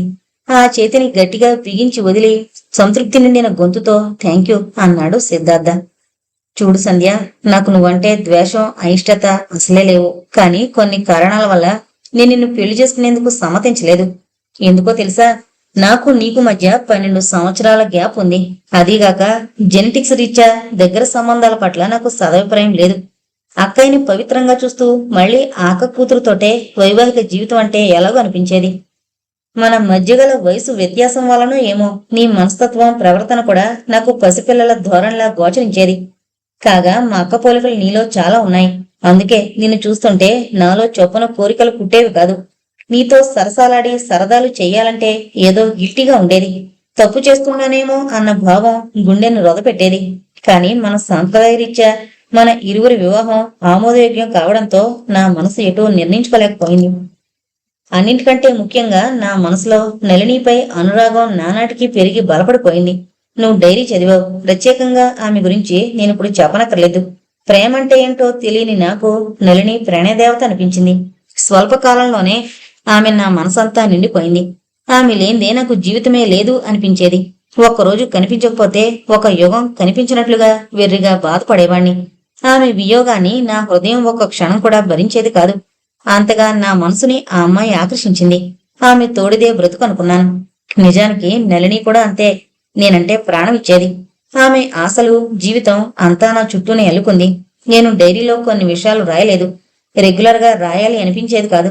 ఎప్పుడో మంచి మూడ్స్ లో రాయాలి అని బలంగా అనిపిస్తే రాసేవాణ్ణి, అంతే. నా ఆనందాన్ని ఎవరితో అయినా పంచుకోవాలనిపిస్తే రాత్రిపూట ఏకాంతంలో రాసేవాణ్ణి. నువ్వు చదివిన విషయాలు ఆ తీయని అనుభూతులకు ప్రతిరూపాలు.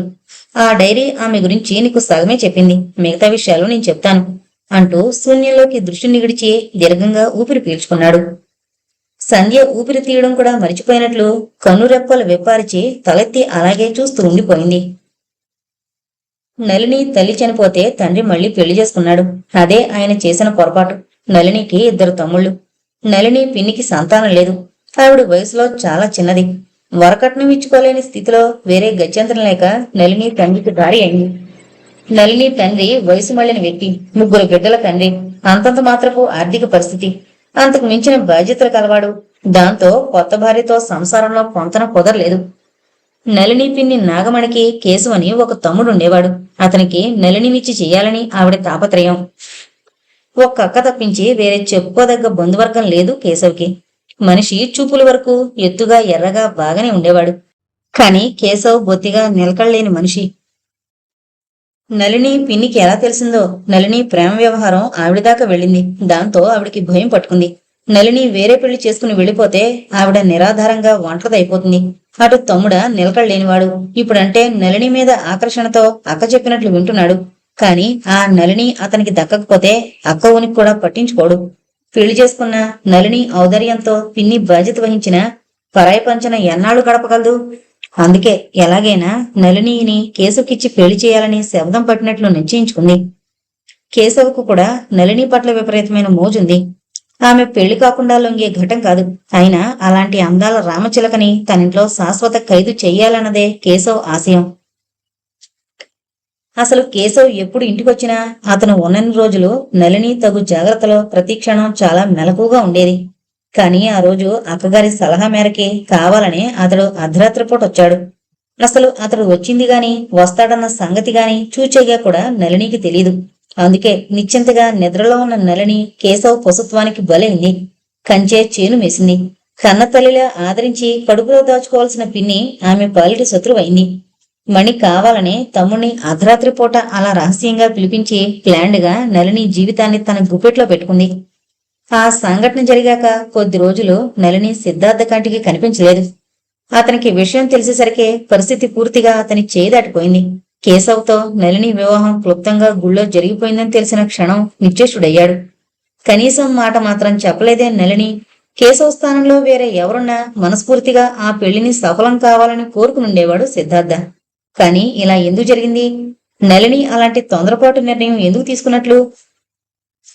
అసలు విషయాలు ఆ తర్వాత చూచాయిగా తెలిసాయి సిద్ధార్థకి. నళిని కనీసం చిన్న మాటైనా జరిగిన దుర్ఘటన గురించి సిద్ధార్థకి చెప్పలేదు. తెలిస్తే ముందతను ఆ పెళ్లి ఆఫ్ చేసి ఉండేవాడు. తనకెంతో ఆత్మీయురాలైన నళిని జీవితాన్ని సుఖమయమైన బాటవైపు మళ్లించడానికి సాయశక్తులా ప్రయత్నించుండేవాడు. కాని నళిని కనీసం మాట మాత్రం తనకి జరిగిన అన్యాయం గురించి మనసు విప్పి అతనికి చెప్పలేదు. అదే నేటికి సిద్ధార్థ మనసుని ముల్లులా కదిల్చి బాధ పెడుతోంది. నళిని దృష్టిలో నా విలువేమిటి? తను మరీ అంత సంకుచితుడా, స్వార్థపరుడు, పరిస్థితుల్ని అర్థం చేసుకోలేని మూర్ఖుడుగా ఊహించుకుందా నళిని? అలా కాని పక్షంలో తనకి చూచాయిగానైనా తెలియజెప్పి ఉండేది కదా. నళిని నన్ను అర్థం చేసుకుంది ఇంతేనా అనుకున్నాడు వ్యాకుల హృదయంతో. లేక చెప్తే నా నిర్ణయం ఇంకోలా ఉంటుందని తెలిసి తనని ఇబ్బంది పెట్టడం ఇష్టం లేక కావాలనే దూరమైందా అని ఎంతో ఆలోచించాడు. ఆమె వివాహం అయ్యాక ఆఖరిసారిగా చెప్పడానికి వచ్చినప్పుడు సూటిగా అదే విషయం గురించి అడిగాడు. నిర్లిప్తంగా చూసింది నళిని. లేదు సిద్ధు, ఈ అపవిత్రమైన శరీరాన్ని నీకివ్వలేను. ఇచ్చినా మనల్ని వాళ్ళు సుఖంగా బతకనివ్వరు. ఏదో ఒక విధంగా మన జీవితాల్లో చిచ్చు పెడతారు. నా మూలాన నీ బంగారు భవిష్యత్తు కూడా అశాంతి పాలు కాకూడదు. అందుకే నీ జీవితం నుంచి తప్పుకున్నాను. నాకు సుఖపడే యోగం భగవంతుడు ఈ జన్మకి రాయలేదేమో అంది జవాబుగా. ఇక అతను ఏమనగలడు? నళిని వివాహం కాగానే కేశవ్ వెంట అతడు ఉద్యోగం చేసే ఊరికి వెళ్లిపోయింది. ఆ తర్వాత కొద్ది రోజులకే ఆమె తమ్ముళ్ళు పిన్ని కూడా వెళ్లిపోయారని తెలిసింది. నళిని అక్కడ బ్రాంచ్కి ట్రాన్స్ఫర్ చేయించుకుంది. ఉద్యోగం మాత్రం మానలేదు. జీవితం అలా గడిచిపోయినా బాగానే ఉండేది. కాని ఆ తర్వాత ఏం జరిగిందో ఏమో. పెళ్లైన 8 నెలలకి నళిని చనిపోయిందన్న వార్త సిద్ధార్థని దిగ్భ్రాంతుని చేసింది. వాళ్ళ కంపెనీలో పనిచేసే ఒక వ్యక్తి ద్వారా ఆ పాటి సమాచారం తెలిసింది సిద్ధార్థకి. ఆ రోజంతా మతి చలించినట్లే దాదాపు పిచ్చివాళ్ల అయ్యాడు. నళిని రూపం అద్దం కట్టినట్లే కళ్ల ముందు మెదలు సాగింది. అదుపు తప్పిన మనసు, అశాంతి, అనిర్వచనీయమైన వేదన అతన్ని స్థిరంగా నిలవనీలేదు. అంతే తక్షణం బయలుదేరి కేశవ్ ఉద్యోగం చేసే ఊరికి వెళ్లాడు. సరాసరి నళిని పనిచేసే బ్రాంచ్కి వెళ్లి వాకప్ చేశాడు. అప్పటికే ఆమె చనిపోయి దాదాపు 15 రోజులైంది. చనిపోయినాటికి నళినికి 6వ నెల ప్రెగ్నెంట్. కేశవ్ తరచూ తాగొచ్చి భార్యని కొట్టేవాడు. అలాగే ఒకసారి నళినిని బాగా కొట్టి కాలుతో తన్నాడు. ఆ విసురుకి నళిని వెళ్లి పక్కనే ఉన్న పచ్చడి రుబ్బురోలు రోలు మీద పడింది. డొక్కలో బాగా దెబ్బ తగిలింది. 6 నెలల గర్భం. 4 రోజు ఒళ్ళు నొప్పితో మంచం దిగలేకపోయిందట. ఆ తర్వాత కడుపులో విపరీతంగా నొప్పొస్తుంటే బాధ భరించలేక హాస్పిటల్కి వెళితే కడుపులో బిడ్డ దెబ్బతిందని ఆపరేషన్ చేయాలని చెప్పారు డాక్టర్లు. నిజానికి అప్పుడే కడుపులో బిడ్డ చనిపోయాడు. ఆపరేషన్ తర్వాత ఆమె కూడా చనిపోయింది. తను ఎంతగానో ప్రేమించిన తమ్ముళ్ళని అనాథనం చేసి వెళ్లిపోయింది. ఇతి భాగం నుంచి ముళ్లకంప లాంటి భర్త నుంచి ఆమెకి శాశ్వతంగా విముక్తి దొరికింది. కేశవ్కి నళిని సిద్ధార్థల మధ్య ఉన్న ప్రేమ వ్యవహారం తెలుసు. అయినా ఒక విధమైన పంతంతో ఆమెను పెళ్లి చేసుకున్నాడు. తనని నిర్లక్ష్యం చేసినందుకు కసితో ఆమె జీవితాన్ని తన గుప్పెట్లో బిగించాడు. పెళ్లి చేసుకున్నాక కూడా అతని రాతి మనస్తత్వం మారలేదు. మూర్ఖత్వం కరగలేదు. ఆమె జీవితం గురించి కథలు కథలుగా వినిపించిన ఎన్నో వార్తల్ని విన్నాడు సిద్ధార్థ. చివరికి చేసేదేం లేక తిరిగి నిరాశతో బరువెక్కిన వేదిత హృదయంతో తిరిగొచ్చాడు. డిస్పెన్సరీకి వచ్చిన ప్రతి రోగి మృత్యువుతో పోరాడుతున్న నళినిలాగే కనిపించేవారు. దీనాతి దీనంగా వారి ఆర్తనాదాలు వినిపించేవి. కళ్ళెదురుగా రోగి స్థానంలో అతనికి ఎంతో ప్రియాతి ప్రియమైన నళిని కనిపించేది. అంతే, మునిపటి కంటే రెట్టింపు శ్రద్ధతో, ప్రేమతో, విసుగు, అలసట అన్న పదాలకి అర్థం తెలియని వాళ్ళ రోగులకి వైద్యం చేయసాగాడు. అత్యంత శ్రద్ధతో కంటికి రెప్పలా వాళ్ళని ట్రీట్ చేసేవాడు. మృత్యువుతో చివరి గడియదాకా సాయశక్తులా పోరాడేవాడు. అంతే, విజయలక్ష్మి అతన్ని వరించింది. నళిని మరణం తర్వాత చిత్రంగా అతనిలో ఆ మార్పు వచ్చింది. చాలా వరకు అతని కృషి పట్టుదల ఫలించసాగాయి. అప్పుడప్పుడు మృత్యు పరిహసించిన సిద్ధార్థ పేరు ప్రఖ్యాతులు అనతి కాలంలో బాగా విస్తృతమయ్యాయి. అతడి పేరు చెబితే చేతులెత్తి దండం పెట్టేవారు అసంఖ్యాకంగా అయ్యారు. మునిపటి కంటే ఆదాయం, పేరు ప్రఖ్యాతులు విపరీతంగా పెరగసాగాయి. ఏకాంతంగా కూర్చుని తీరుబడిగా ఆలోచిస్తే సిద్ధార్థకి ఎంతో చిత్రంగా అనిపించేది. ఆ పేరు, ఆ డబ్బు కల్లో కూడా ఊహించనివి. కృషి పట్టుదల ఆ రెంటికి సాధ్యం కానిదేదీ లేదు అని వీటన్నింటికీ కూడా కారణం ఒక అమృత హృదయం, ఒక అదృశ్య రూపం, ఆమె నళిని. భౌతికంగా ఆమె దూరమైన ఆమె ఆలోచనలు దూరం కాలేదు, అనుభూతులు దూరం కాలేదు, ఆత్మీయత దూరం కాలేదు. నళిని మరణించిన తర్వాత వచ్చిన ఆదాయంతో ఎప్పటికైనా దిక్కుమొక్కు లేని అనాథల కోసం ఒక సేవా సదనం నళిని పేరు మీద తెరవాలన్నదే అతని దృఢమైన ఆశయం.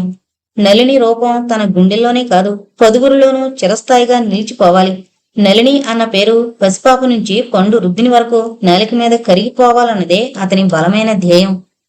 అంతవరకు చీకట్లోకి చూస్తూ విదిత హృదయంతో బరువుగా తన భగ్నమైన ప్రేమ కథ చెప్తున్న సిద్ధార్థ ఒక్కసారి ఆగి దీర్ఘంగా ఊపిరి పీల్చుకున్నాడు. మంచుమంచున సజీవ సుందరలా కూర్చున్న సంధ్యలో చలనం వచ్చింది. ఇంకా భర్త ఏం చెప్పబోతున్నాడో అన్నట్లు ఆసక్తిగా అతని వైపు చూసింది. సంధ్య, జరిగిన సంగతులివి. నీకు తెలియకుండా నీ నుంచి నే దాచిన విషయాలివి. ఇక్కడ అమ్మకి, నా మిత్రులకి, కొందరు పరిచయస్తులకి కూడా నా ప్రేమ విషయం కొంచెం కొంచెంగా ప్రచారం అయింది. అమ్మ అస్తమానం నా మీద విసుక్కునేది. ఆవిడికి నళిని అంటే ఇష్టం లేదు. ఆ అమ్మకి మొదటి నుంచి నిన్ను కోడలుగా తెచ్చుకోవాలన్నదే ఆరాటం. నువ్వైతే రక్త సంబంధం, స్వయాన కూతురు బిడ్డవి. చివరి దశలో ఆవిడ్ని కంటికి రెప్పలా కాచుకుంటావని, తన వాళ్లంతా మనస్పర్ధలు లేకుండా తన కాళ్ళ ముందే ఉంటారన్న తాపత్రయం, తన సొత్తు పరాయి హస్తగతం కాలేదన్న తృప్తి. నళిని నాకు దూరం కావడం అమ్మకి చాలా ఆనందాన్ని కలిగించింది. కాగల కార్యం గంధర్వులే చేశారన్నట్లు అమ్మ అంతరాంతరాల్లోని కోరిక నెరవేరింది. కాని నా మనసులో చెలరేగిన అశాంతి, నా అంతరాంతరాల్లో శిలలా చేసుకున్న నిర్ణయం ఆవిడ ఆలోచనలకు అందలేదు. నా ప్రేమలో నిగూఢత ఎంతటిదో, నా మనసేమిటో, నా దుఃఖమేమిటో చెప్పినా ఆవిడ అర్థం చేసుకునేందుకు ప్రయత్నించలేదు. నన్ను శతవిధాలా పోరు పెట్టేది. ఇంటికొస్తే చాలు పెళ్లి విషయం తీసి వేధించేది. నేను వినకపోతే అస్తమానం నాన్నని తలుచుకుని కుమిలిపోయేది.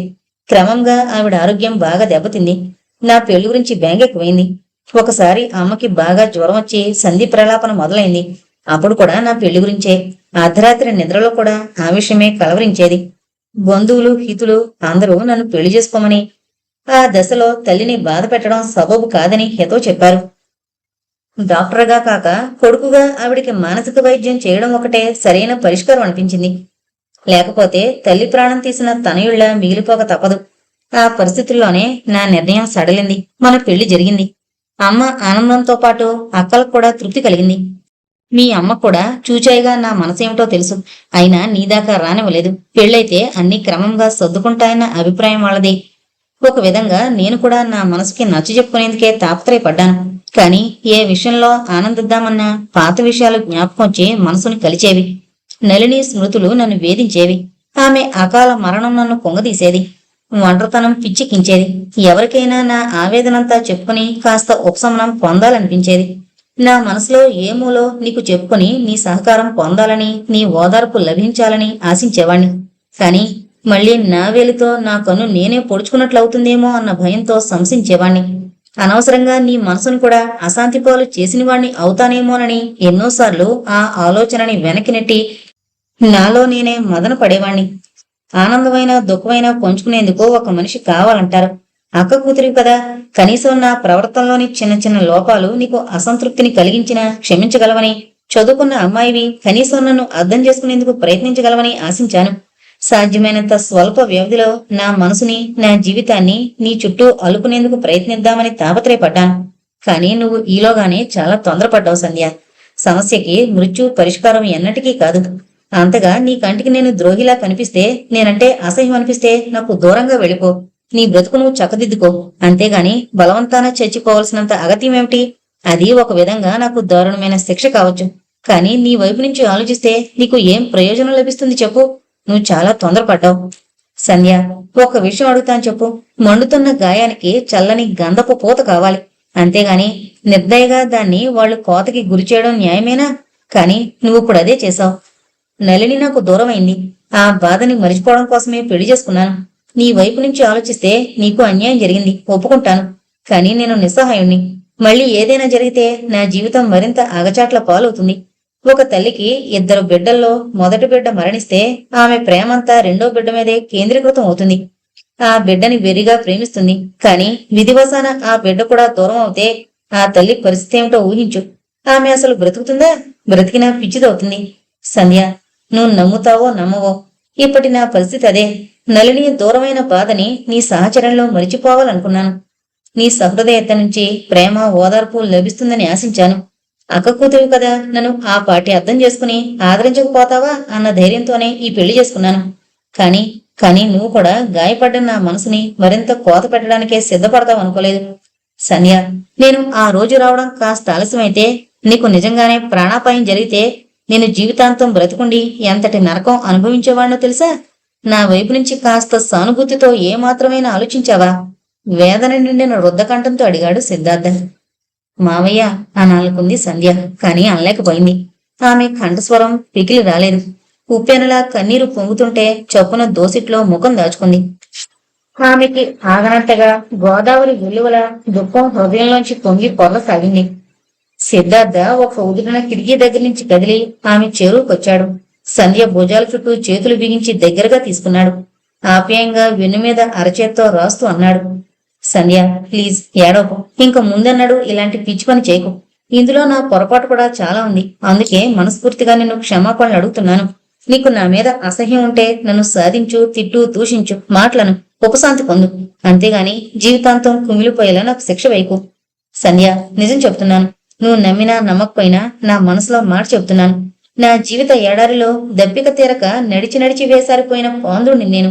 నాకు నీ ప్రేమ కావాలి. నీ నుంచి చల్లని ఓదార్పు కావాలి. నీ తీయని సాహచర్యం కావాలి. నీ అనురాగంతో నా జీవితంలో చీకట్లు పోవాలి, ఆనందం నిండాలి. సిద్ధార్థ ఆ పైన మాటలు రానివాళ్ల వృద్ధమైన కంఠంతో ఆర్తిగా సంధ్యవడిలో తలదాచుకున్నాడు. సంధ్య, ఇప్పటికీ నీ నిర్ణయం మారకపోతే చెప్పు. నీ ఇష్ట ప్రకారం నిన్ను మీ ఇంటికి పంపిస్తాను. కాదు, నీ నిర్ణయం మారితే నన్ను మించిన అదృష్టవంతుడు లేడనుకుంటాను. ఒక దేవత నన్ను కరుణించిందని మురిసిపోతాను. చెప్పు సంధ్య, చెప్పు. చెక్కిళ్ల మీద జలజల కన్నీరు జారుతుంటే అలవికాని మమకారంతో చప్పున గాఢంగా భర్తని 2 చేతులా పెనవేసుకుంది సంధ్య. ఒకసారి మృత్యువు కోగుల నుంచి బయటపడిన వాడికే బ్రతుకు తీపి ఎంతటిదో తెలుస్తుంది. పెను తుఫాను తర్వాతే వాతావరణం అతి ప్రశాంతంగా, అత్యంత మనోహరంగా ఉంటుంది. దీర్ఘ వియోగం తర్వాత కలయిక, అపోహలు, అపార్థాల తర్వాత కలయికలో కల మాధుర్యం, మమకారం, మాటలకందని మధురానుభవం, అలౌకికమైన అనుభూతి. అటువంటి అనుభవం మమతల్ని మరింత చిక్కబరుస్తుంది. అదే పరిస్థితుల్లో సిద్ధార్థ, సంధ్య ఒకరినొకరు గాఢంగా పెనవేసుకుని పోయారు. ఇద్దరి హృదయాలు స్పందిస్తున్నాయే గాని ఒక మాట కూడా పైకి వెలువడ్డం లేదు. ఇద్దరి మధ్య నిశ్శబ్ద సంగీతం, ఎన్నో మనోహరమైన మౌన రాగాలు, 2 మనసుల్ని ఏకం చేసే అపూర్వ రాగాలు. ఇంతటితో అమర ప్రేమ అనే నవల కంప్లీట్ అయిందండి. దయచేసి మన ఛానల్ సబ్స్క్రైబ్ చేసుకోగలరు. Thank you.